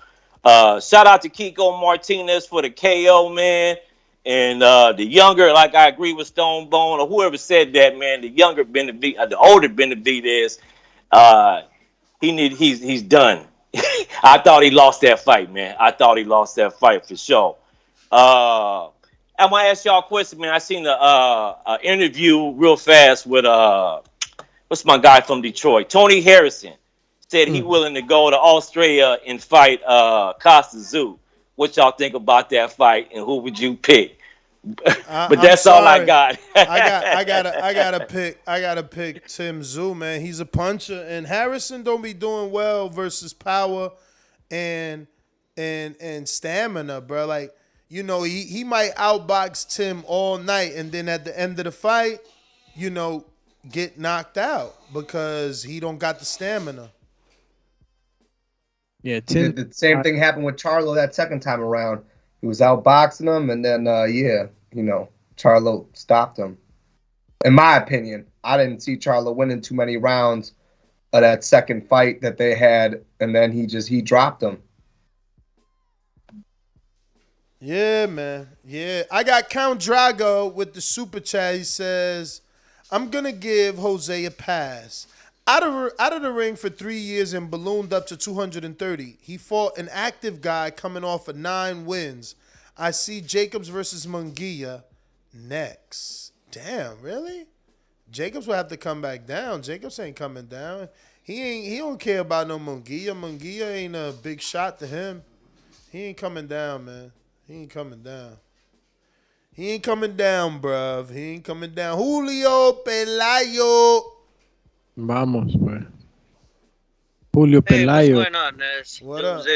Hey, you know what will be a good fight for Benavidez if Bubu Andrade calls him out, them two fight, and the winner of those two will get Canelo, you know? Because they've been waiting for so long. Instead of seeing the Charlo versus Benavidez, I wouldn't mind seeing Bubu versus Benavidez to see who takes the crown for Canelo, you know what I mean? Yes, sir. Because that would be like an interesting fight. I missed the Benavidez fight because I forgot. Whoa. Benavidez, and then I saw Instagram, and I was like, "What the heck did I miss?" So, but other than that, great show, guys. I'm out. Appreciate you, Julio. We got Cincinnati. Brandon, what up? Hey, whole nother time zone. Jumped up for back with our mind on. Can't play when you here, get your life stole. If you bring it here, then the price grow. Folks jabbing and punching the line long. I drop a pitch and let 9 go. We slap with the fake glass and white go. This only happens in Ohio. Yes, I mean Adrian. What's going on, fellas? What up? What up? What's going on, boss? Chilling. As far as David, I mean, I don't know. I mean, first thing first. I understand the weight limit was 169, but damn it, make a statement. Come in at 168 anyway, just so you won't have people talking shit about you. But as far as who he should fight next, if he can't get Canelo, I'm not so sure he shouldn't just move up to 175 or something, man. I don't know. I want to see him in Charlo, but like the 135 division, it seemed like them two motherfuckers doing more talking and tweeting than trying to set up the actual fight between each other. So I don't know what he's gonna do next. I went back and watched Munguia this morning. I saw some improvements. He looked pretty good. I think him and Boo need to get Boo need to get it in, man. I mean, it's really nothing else for either guy to do. Nah, Munguia got options. He number one already. He number one already in the WBC, and with that win, you know, he don't even got to fight. Look, before the Rosado fight, he was ordered to fight Derevyanchenko for the shot at Charlo. But then come on, man. You know you're not about to go to PBC and fight Charlo, and Charlo ain't going over there. Let's not even just. He don't got to. He don't got to. But Al don't run away from mandatories. That's how we got here with Porter. Come on, bro. You know that. I feel you, but yeah, I don't think that's gonna happen. I think. I seen Earl had to go over there and get that belt, right? Yeah, that's true. Oh, that's right. true. Well, So that was on Showtime though, wasn't it? But Earl fought in the UK on the Eddie card. But what I'm saying is, when you the mandatory, you gotta go where you gotta go for that fight. So Munguia gotta go where he gotta go for that fight. Now, could Eddie or Dazn offer him more incentive to fight Demetrius? Yeah, but what is gonna happen next weekend? What's gonna happen next weekend when Mauricio Suleiman and his committee get up there and they see that Munguia just beat Rosado, people calling it fight of the year. He was already the number one. Charlo ain't had a decent mandatory since who? Derevyanchenko? Oh, it's time. Yeah. It's time. Yeah, he got options. I really want Boo Boo to get that fight though, man. Just for the sake of my good brother J Mac. Boo Boo deserved that shot, man. Give it to Boo Boo. But as far Boo Boo as got Quigley problems, man. I got Quigley problems. Fuck out of here. Rosado, somebody mentioned it earlier. I still would like to see Rosado and wait a minute. Where James Payne when you need it? Ain't Quigley with McGuinness for like 4 fights now? Doomy, can you check that, please? Okay. I'm pretty sure he's with McGuinness now, man. That ain't gonna mean nothing to you. I mean, that don't mean nothing to you. Quigley being with They say he ain't even. No. We're getting a good trainer though, but I don't think that's gonna mean nothing. But as far as Rosado, I think Rosado, like somebody said earlier, that Belonga Puerto Rican Day Parade fight still out there for him. Word. I like who else? Y'all keep mentioning Danny Jacobs, man. I don't know why Danny Jacobs keep finding himself in these big fucking fights. Do people really go out to see him in New York? I'm saying, he's is he a really miracle man, Brandon? He's a miracle man. They love him out here. But we don't care about seats, man. See, that's the thing, man. Y'all get mad at me one day for being too business, then y'all come hit me with the business argument. Like, we don't care about it's a good fight, right? Benavidez Jacobs a good fight. Not really, man. Jacobs ain't had a good performance. When was the last good Jacobs fight? Listen, Jacobs didn't get stopped by Canelo. Before the Rosado fight. Jacobs, I gotta let you go. You're getting way too much time. Jacobs didn't get stopped by Canelo, first of all. All Benavidez got to do now is be the man to stop Jacobs. Jacobs didn't get stopped by Golovkin either. That is the goal. Now that's the goal. That's the build up to the fight. I'm trying to be the first guy to stop him. Golovkin couldn't do it. Canelo couldn't do it. Canelo and his trainer avoided me. I'm going to stop this dude. I mean, it's easy to promote. No? Y'all don't like that fight? Nah, you know I'm with it. Oh, wow. No, I like Jacobs, man. He's still, that fight. Man, he's still going to be a good fight for anybody. I mean, I'd rather see him fight a Charlo because they have unfinished business. Mm-hmm. That hallway walk down, him telling him I'll be touching M's and shit. Yeah, like, but I mean, honestly, again, I'm going to be on the same bullshit. Like, for Charlo, no. If you don't want Benavidez, you don't get Jacobs either. Like, why? Like, you got a dude calling you out. That is unfinished business. Like, any side of the street you look at, people calling you out. Andre calling you out. Jacobs called you out. And now Benavidez is on your ass. Like, Charlo fans need to stop the bullshit, and it's time for him to fight these dudes. Wow, Andy Lee and that's also trained Jason Quigley. Okay, fine. All right. Andy Lee. And another. Hold on. That's GGG dropped Jacobs. Did he knock him out? Because that's what we talking about, stopping him. We said be the first man to stop him. You know he did knock Jacobs down too, right? Hey, yo, KOs for Life said Gongora sounds like an STD. That's so funny because Gongora's an option. He's the WBO. I mean, the IBO. So Munguia could be like this to y'all, like, man, fuck Gennady, fuck all y'all. I'm going after the IBO, Carlos Gongora. Well, hey, man, I'm going to be out. Y'all have a good rest of your evening. I got some things I got to do, but I want to come in, kick it for a little bit, talk a little bit of boxing. But y'all have a good one. Appreciate you, man. Let's go. Let's see what we got. Alejandro Vega, who says, love the boxing voice. Ring that bell. Alejandro Vega. That's right. Alejandro Vega. Julio Guzman back at us. Damn, Julio. Shout out to you. He says, Benavidez is a good fight. Perfect common opponent fight. Jacobs versus Benavidez. I like it. We got Hawk Maryland. What up? Hawking him down. Yo, what up, Ness? What up? Doing me? Seeing I mean, ain't too much. That was some good boxing. I called that Munguia fight, but that Rosario, man, that's a tough son of a gun, man. That dude ain't no joke. Yeah, he put in that work. He ain't got lower his head about nothing. Yeah, that was a good one. But Munguia, Jaime, ain't he number one for Charlo and Demetrius? Yep.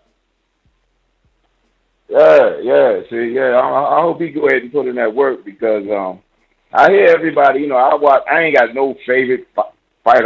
I'm just a boxing. I just like boxing. So, but I hear everybody calling for these fights, and I saw the fight last night with Benavidez. Oh, and shout out to Baumgartner for the Walking Dead knockout. Oh my God, that girl hit her with a Walking Dead joint. Gotta shout that one out. Mm-hmm. and Alycia. Yeah, I know. my goodness. You seen Brandon called in again and still ain't talk about her. Ah. Oh my goodness. Woo, that was something else. But yeah, Benavidez. Look, man. I'm like I said, I'm old, so I watch boxing. I saw this man. This man is big, like everybody said. He's tough. He needs to be at 175, in my opinion, and maybe he can try to meet Canelo at 175. But his feet are together when he fights. He turns it into a brawl. He has his lead right hand habit of his to get him slept by somebody like Canelo. They're not going to just sit there like that. But he looked like he really got to get back in the gym and work on his he don't know if he want to be southpaw or orthodox. I mean, I don't know what everybody saw. I saw a brawl. I didn't see him look like he was picking his opponent apart. I saw him get frustrated and just go brawl. Hey, Daddy, this a dollar beat. I drink soda, I eat pizza, I hang out with chicks all day. These fighters still can't beat me. They fighting every day, they in the gym every day. Just give me 6 weeks, and I got it. BoxingWiz.com. Yeah, you hear me, Ness? Yes, sir. Cheer. Yeah. Hey, what's up, dude? Yeah, it's funny, with Canelo. It's like a lot of your callers, a lot of fans, like they're trying to pick the guy to beat him. Like we want him to fight the guy that'll beat him.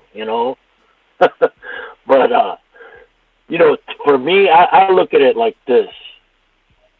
How come everyone's saying Charlo needs to fight this guy, Charlo needs to fight that guy, Charlo should do this, Charlo should do that? What the hell did Billy Joe do? Billy Joe was supposed to fight Andrade. He failed a drug test. He moved up, fought for a vacant against an absolute nobody, and then he fought Canelo. Like, why should Charlo? Charlo's been there, done that. I say my pick is with Charlo. Charlo deserves. I don't care what anybody. Benavidez doesn't deserve it. I know that'll make some people mad, but he don't deserve it. One, he's like, what, 24, 23? He's young, okay? He's lost the belt twice. Like, he's got so many negatives against him just because people think that, I like your last caller. I think Canelo will sleep him, Benavidez. We've been playing for like 9 years, though, Steve. That's a lot of time. 16, I think. I get it. But why is he more deserving than a guy like Charlo? He's not. And if we're sitting here talking about who he should face, Charlo is number one over Munguia, Benavidez, Zerto, any of these yo-yos. Like, he should be next. To me, it's like common sense. Hey, yo. So go ahead. You first. Yo, I'm sorry. First of all, we gotta get Hulk Hogan's theme song for Steve. Papa was a real American. Don't get Steve no Canadian beer if it ain't. You know what I'm saying? Like, yo, don't pass no UK shit off on him. I get his point. Go ahead, Ness. I just wanted to shout Steve out. Papa was a real American. He said, "Nah, don't hand me a pint." Nah, man. I just want to read this. Juan Macias Montiel, unanimous decision, 12-round fight. Sergey Derevyanchenko, unanimous decision, 12-round fight. Dennis Hogan, TKO, 7th round. Brandon Adams, unanimous decision, 12-round fight. Matt Korobov, unanimous decision, 12-round fight. Hugo Centennial Jr., KO, 2. Jorge Sebastian Highland, TKO, 4. All right. So he said that Charlo was more deserving. That's his resume. So, so comparably, you're saying that they're like at the same. Arguably, Benavidez holds a greater win. Oh, Benavidez. Benavidez holds a greater win over then champion undefeated Anthony Dirrell, whereas Charlo beat Derevyanchenko off of a Gennady loss, which is his biggest win at 160. So it ain't the same.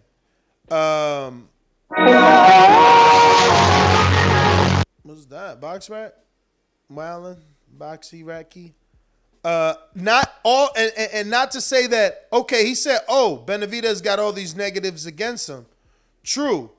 He's a habitual misweight guy, right? He's lost his belt twice. True. But in the ring, he hasn't shown us vulnerability outside of the Ronald Graville fight, which people seem not to care about. I bring it up every chance I get. People obviously don't give a fuck that he got dropped. They still think he's this warrior and gonna kill Canelo. That being said, Charlo's shown more vulnerability. You know, he had the tough fight with Korobov, tough fight with Juan Macias Montiel, and then the Korobov fight. You know, those two fights were iffy at 160. You know, so I don't know, man. I think that neither man are any more deserving than the other, and it's all about who Canelo chooses, and then the other guys left over, they should just fight each other, man. They need to fight each other so that they don't have to be in this conversation next time around. But let me get to Buffalo. Davidian, what up? Yo, what's good, Ness Heyman? What's good? I mean, Doomy. I know Adrian left, but what's up, Adrian? But it was a good night of fights. I like the Baumgartner. Like, I had seen Terri Harper before, but I had never seen, I've never seen Alycia Baumgarner. Alycia. How you say her first name again? Alycia. Sorry about that. All right, Alycia Baumgarner. It was a nice knockout. I just liked the way she did it. I was just kind of surprised. I know she caught it in the third with the right hand, but just the way she kind of like froze, I was like, wow. But I respect women's boxing, and I got my eye on her now. So see what happens with all these great women boxers as well. But David, the Canelo thing. I mean, Canelo said he's gonna be around for what, 7 to 8 more years or so. So eventually he's gonna have to fight these guys. I feel like. I mean, I wouldn't be mad if he went up to 175 to fight Beterbiev, but David Benavidez, Charlo, it don't matter to me. I just want to see him fight, see what happens. Who did Kid Galahad fight? Kiko Martinez. He looked like he was 75 years old in that ring. Yeah, but he put that 75-year-old man put him to sleep though. That dude looked old. He looked old up until that knockout, but no, he did look old, man. He did look old. He did look old. Oh no, I'm sorry. He just did. He looked old, bro. But I liked all the fights. Can't think anything else, but Davidian, shout out. Listen, don't forget, ladies and gentlemen, tomorrow, Untitled, 9 p.m. I got the link. If you want to drop us a question or a topic suggestion, click on the link and drop a question for tomorrow's episode of Untitled, live on YouTube members at 9 p.m. Eastern Time. Shout out to all our Patreons holding us down. The support is greatly appreciated. Without you, there is no us, without a doubt. We're going out to... Oh, look at this guy. Look at this guy. New caller in Florida.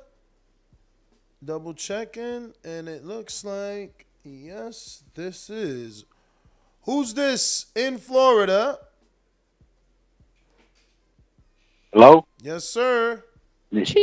All right. Yeah, this is Alejandro Vega in West Palm, Florida. What's How y'all up? doing? Oh, Alejandro, what's Appreciate going everything on, y'all man? do. Shout out to you for Yeah, signing man. up to members, man, and all the super chats. We appreciate the support. Thank you for joining the community.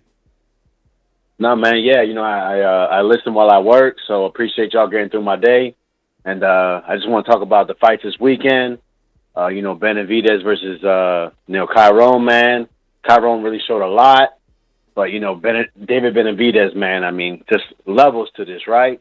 So I mean, he did his thing. I mean, that right hand was landing whenever he wanted. That length. It'd be very interesting what he does against Canelo, I feel. And with the Munguia-Rosado fight, I really thought Rosado. I'm Puerto Rican, so I was pulling for Rosado. I felt like Munguia was going to get a decision regardless, but he earned that victory. And, boxing is in a very interesting spot right now. So, I would definitely want to see Benavidez over Charlo next for Canelo. But, if Charlo gets it first, it's understandable, 54, 60. He's been there. But I definitely think Benavidez give him the biggest challenge because of his size, his skills. I mean, I just want to see what Benavidez' chin is all about. We've seen him get dropped, and against Canelo, a sharpshooter, I just want to see, what you feel. I'm with you, man. I'm with you, but I'm sorry. My brain is just turning. I'm like, oh, shit, he's from South Florida. I wonder if he's coming to Border Wars so we could finally... Oh, man. No, I definitely want to. You said Plant City. I think that's, near Tampa. That's probably, 3-4 hours away, so that'll be something I might check out. December 11th, right? Winter Soldiers. That's right, man. We appreciate you, man. I'm glad that you know. Yeah. I was actually born in Elizabeth, New Jersey, but raised out here in Florida. Yo, that's it, bro. That's it. You gotta come meet us now. Doomy's from Elizabeth. I'm from Newark. I'm out here in Florida, and I'm in South Florida. That's crazy. The world is so small. It gets smaller every day, bro. That's amazing. Yeah. I still got family in Jersey, so I still be going over there every now and then, of course. So, man, much appreciated to the Boxing Voice, everyone in the chat, and thank y'all for everything, man. Thank you, man. That was a great call. Appreciate you, man. Let's go out to Boston.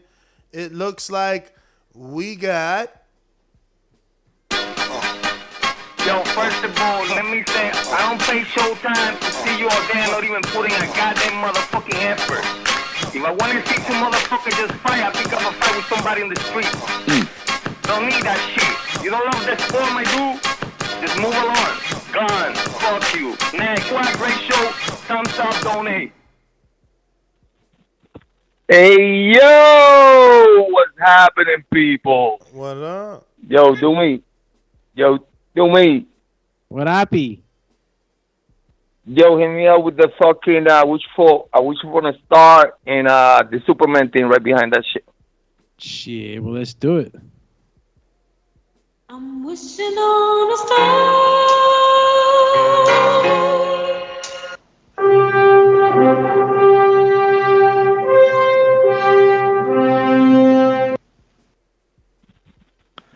Boba España, shout out to Kiko. Shout out to the older guy. The old man supposed to get spark, and that shit didn't happen. I want to give Kiko all the props. Like I just seen a new man. I want to be on the positive side there, because I really don't want to talk about Kid Galahad and maybe the dude was a mirage or something like that. I also want to say about Canelo, man, listen, that Charlo fight is fire, bro. And the U.S., I don't think nobody else is speaking. Like, I mean, if you Mexican, Mexican or whatnot, probably you want the Benavidez fight. But, man, Charlo, though. Charlo going to go there and he's just going to go out there and just get knocked the fuck out or something going to happen there, bro. Big time. That shit is fire. Everybody should support that shit. That's pretty much my call. Amin, King, shout out to you, Ned, Doomy. Oh, the caller early, the caller before me. Really important, everybody to support the channel, regardless of everybody's opinion, because we come here to go type of crazy shit. But the voice of the people, number one, no equal. I'm out. All right. Gee, salute. So we got a super chat from who? from James Benitez, and I'm sorry, that's why I can't find it. Wow. And he says, what was Jermall Charlo's 10-fight score? 35 out of 100 at best. And the reason I took long is because I wanted to get you the answer. So I went looking, and it looks like on November 7th is when we were asked that question. So we'll get those answers from 40 Thief on tomorrow night's show. We answered this November 7th, and we're on November 14th, which means, tomorrow we'll get those answers, and he'll have another on a scale of 1 to 10. What level were these fighters when they fought blank fighter? Which is a great show, let me tell you. I desperately want to do on a scale of 1 to 10, what level were these fighters when they fought Jermall Charlo as a morning show?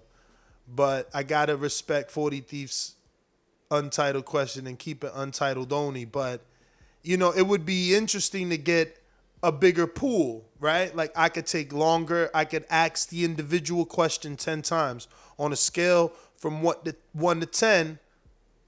What level was Montiel when he fought Charlo? And do a poll question and get those answers. Then, truly have a full assessment, of what level was Montiel, right? Montiel when he faced Charlo. No comment. So then it's like, was he what would we do? 1 through 5, right? 1 through 5. Yeah. Is he a, 6-7? Is he a 6-7? Was he a 8-9? Right? 8-9. Or was he the big fat 10 being the best fighter or the best he can be, right? 10 being the best. So, where do you rank, Montiel when he faced Charlo? Was he 1 through 5? Level, right? And then have that answer, because I feel like some of the scores they're not, the fighter isn't being justified. Like sometimes I want to do Wilder's over. I mean, Wilder scored a 48. I know. And it's like, damn, was that Lady Shan and her scores being so biased that caused his score to go so low? Dropped it and shit. Or is his 10 greatest fights just all 5 and below, which averages a 48? Because you only got 10 fights, right? Scoring system. But that being said, I got J-Mac, Boomerang. What up? Hit him with the boomy. Boomerang. Cricket time? Maybe he's not taking it. All right. I think it. So look, I did that poll, and wow, some people are saying that he's a 6'7". They got 40. This is why this poll needs to be done, and you got to take time with it so you get enough votes. Because right now I got 45% of the people think Juan Montiel was a 6 or a 7, but you got to remember, he won no world title. And if you've given him a 6 or a 7 without a world title, then what are you going to rank him when he wins a world title? And then if you ranked him, whatever you ranked him when he won a world title, what are you going to rank him when he unifies? If he unifies or undisputes. So you got to be very conservative with the way you rank a fighter. Like a guy like Charlo, on the other hand, you can rank him decent because he's a one-time champion at 54 and he's a one-time champion at 60, So you just got to be careful how you grading, right? Yeah, just got to be careful. You got to be, again, conservative with the numbers. You don't just throw numbers out there Because if you giving a person an 8, man, that man better have won a title or two. You know what I'm saying? Because what's an undisputed champ? What's a Terrence Crawford 37-0? Undisputed in one division, unified in another, champion in another. You got to be careful how you rank, you know? And this is why this show is so special, but it's going to remain special and it'll stay on Untitled. Shout out to 40 Thief. But it does deserve to be on the mainstream level. Rod in LA, what up? Yo, what up, Ness? What's good? What up, Doomy? What up, Amin? Yo, Ness, so I gotta say, man, Benavidez, I'm a fan of Benavidez, but I don't think he gets the Canelo fight next, man. I think the Zone probably might drop a boatload of money to get that trilogy with Triple G. If not, then I think realistically, Canelo fights Charlo next, and then I think Canelo goes to 175 afterwards, man. Perhaps fight with Bibble or something. As far as Munguia, I think he goes against Derevchenko for a title eliminator. I think he should fight Andre next, but I don't think they're ready to put him in that position yet to fight a champion like that. If he's talking about title elimination bouts and shit like that, but overall, man, that's my call. But I do want to say, man, I'm excited for Bud and Porter, man. I can't wait for that fight. And shout out to the TV family. Peace. All right. Shout out to you. I'm going to have to do a side-by-side here comparison to Billy Joe. With Charlo, man. You got Steve Kappa-lapping, trying to say that Billy wasn't worthy, right? And that's the thing. It's like, what is it that you want to remember? Because the truth is, Billy signed a $4 million deal to go fight Gennady Golovkin in Kazakhstan. All right? Truth is, Billy signed a deal to fight Demetrius Andrade at 160 in his hometown of Providence. You know? Truth is, Billy fought an undefeated Chris Eubank Jr. and beat him. That's called a contemporary. Truth is, you know, because they don't want to tell you facts. Steve is a fucking UK hater. I love you. I'm not trying to offend you and scare you off, but you're a known hater of the UK. And he beat John Ryder, who was undefeated. He beat Gary Spike O'Sullivan, who was undefeated. You understand? He beat Jared Fletcher, common opponent, with Daniel Jacobs. He beat him first. He was undefeated. You know, it's just, if you don't know boxing, then you don't know boxing. But that's just some names. Then we got to pile on top of that the fact that he beat Willie Monroe and he beat David Lemieux. You know what I mean? We got to factor in that he beat former champion Andy Lee. You know what I'm saying? We just got to factor in that he beat Martin Murray. Then he fought Saul Canelo Alvarez. So, like, again, if you don't really know, you don't know. But to try to compare Jermall Charlo to Billy, you tripping. You tripping. Show me all those undefeated fighters that Jermall fought. Where they at? Where they at? Because I don't see them. Yeah. He still ain't fight Eubank. Eubank was on PBC. He ain't fight Eubank. He was supposed to fight, Jermall was supposed to fight Willie Monroe, but Billy fought him. You know what I'm saying? I'm just saying, John Ryder's linked to Canelo. Billy beat him undefeated. You know what I mean? Everybody knows John Ryder arguably beat Callum Smith. Billy beat him undefeated. I just don't, you know, we going to pick and choose who deserve. I could make a case for everybody because I see a decent-ass resume, you know? I don't know. What about y'all? I'm looking at it right now, man. I think if I was to argue for Steve is, yeah, Gary O'Sullivan was undefeated, but like, was he really up to par and levels with Billy Joe? You know? I mean, do it matter? He's a common opponent, and how many people's name after Billy beat him? That's what you gotta make sure you understand that. After I beat you, you good enough for everybody else.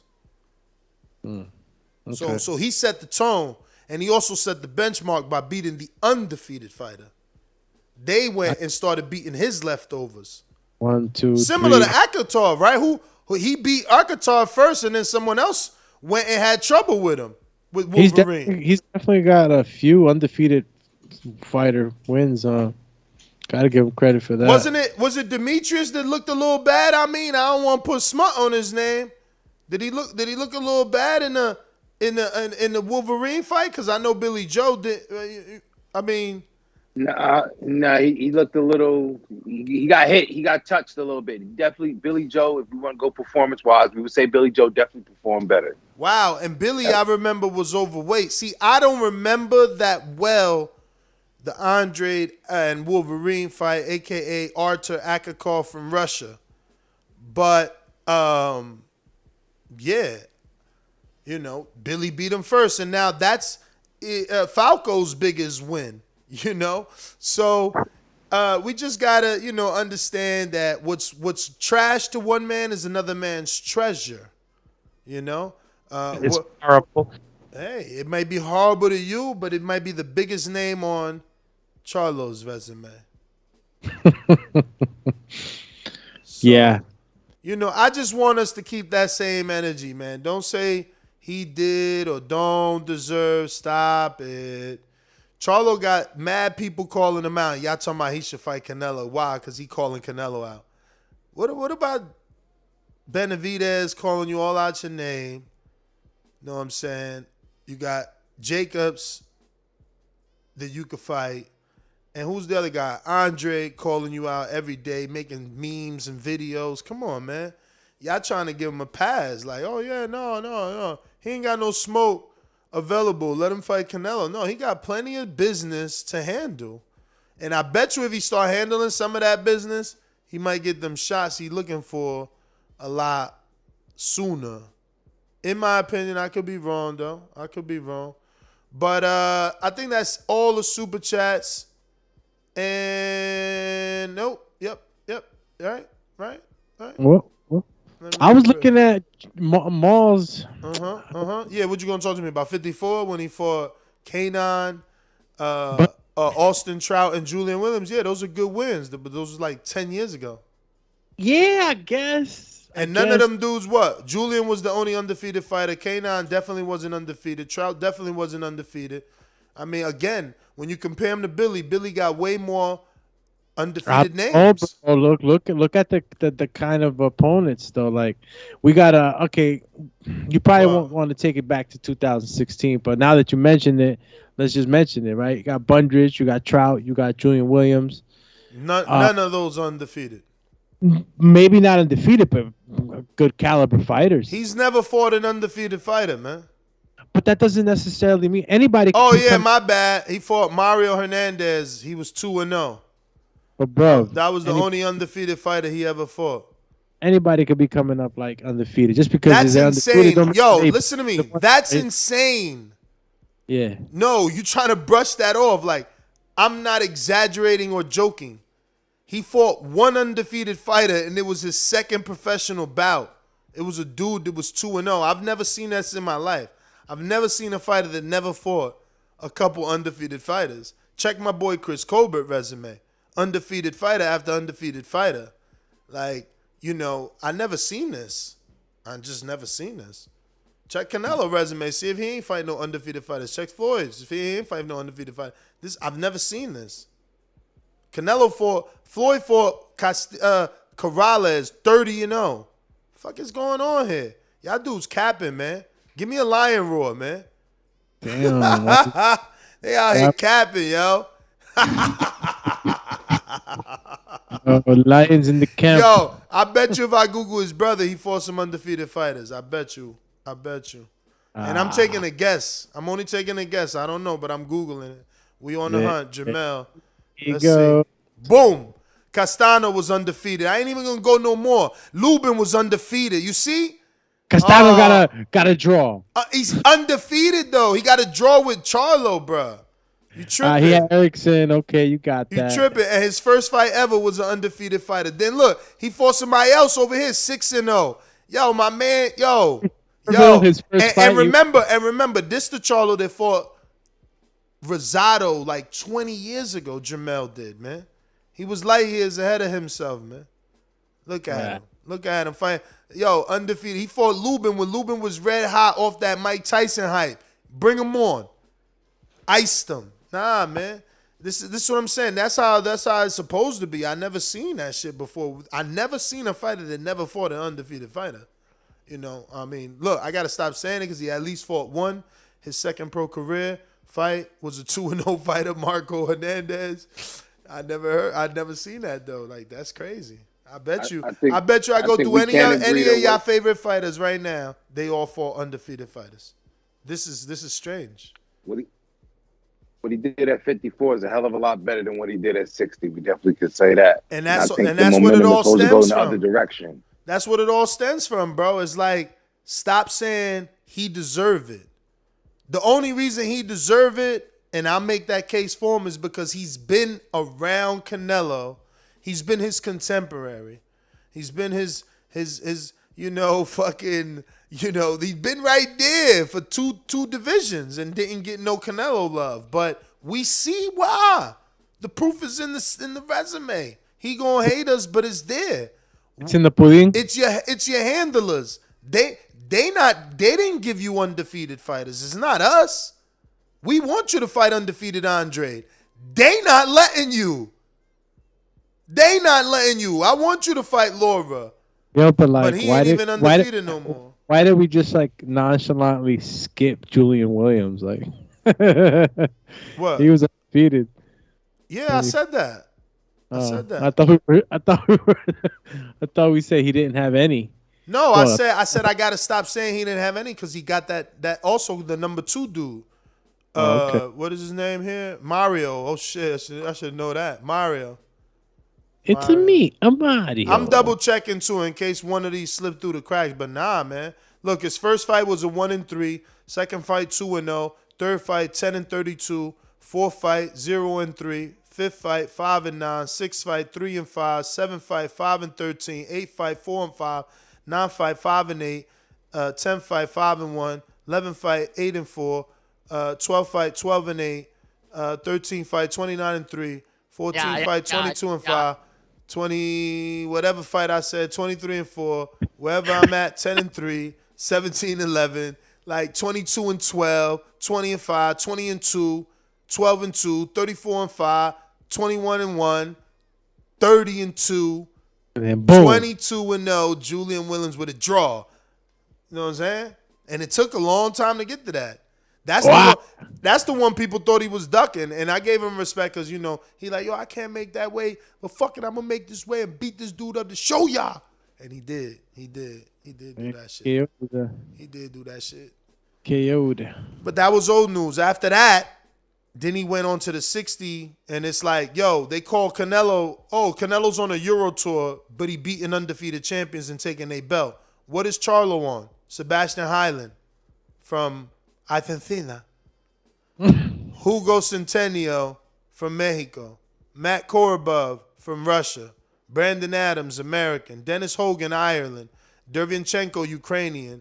And Montiel, Mexican. So he's on an international tour. I mean, it's the same shit. You know what I'm saying? Except I ain't mentioned not one fucking champ or undefeated fighter that he beat at 160.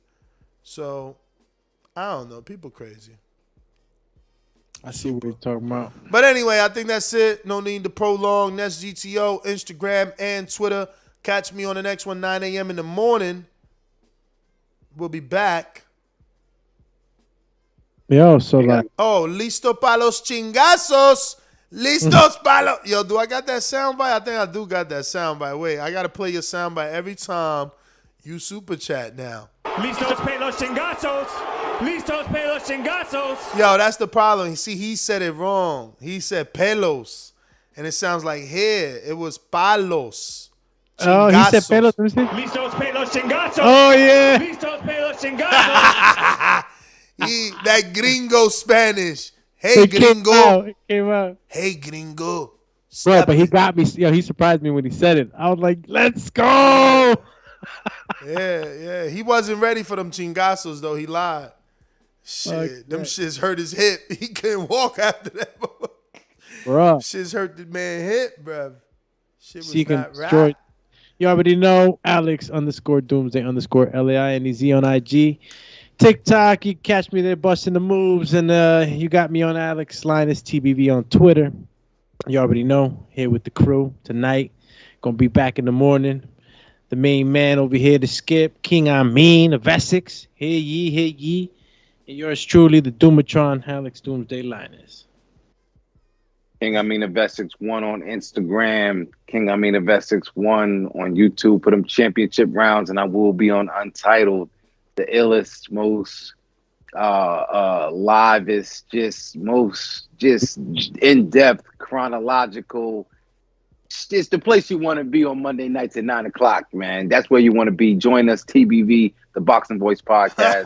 Best shit in the world. Yo, we got souped up on his super chat name that we forgot to read it. He said Canelo didn't get the vaccine. Charlo won't fight him. Because he told Benavidez he got to get vaccinated, bro. Yeah, I remember that shit. That's fucking whack. Yo, but in retrospect, a lot of people are getting vaccinated to fight. Tio was forced to get vaxxed. Tyson and Wilder was forced to get vaxxed. So maybe Jermall was ahead of his time. All you Jermall Charlo fans, run with that. I gave you the pre-built excuse. He was the oracle. He knew. He foreseen that we were going to need the vax to fight. Fucking the Oracle of Delphi. Never that. You know what? Maybe we should pick some of those topics that are tough to talk about for Monday. Like what? I don't know. You know, the way society is going, you know? I mean, 9 p.m., champ. 9 p.m. Bring your topic. Listos pe los chingazos. Listos pe los chingazos. Bring your topic, champ. Say less, champion. Come on, get him out of here. Get him out of here. Move him out of here. Bye. Host.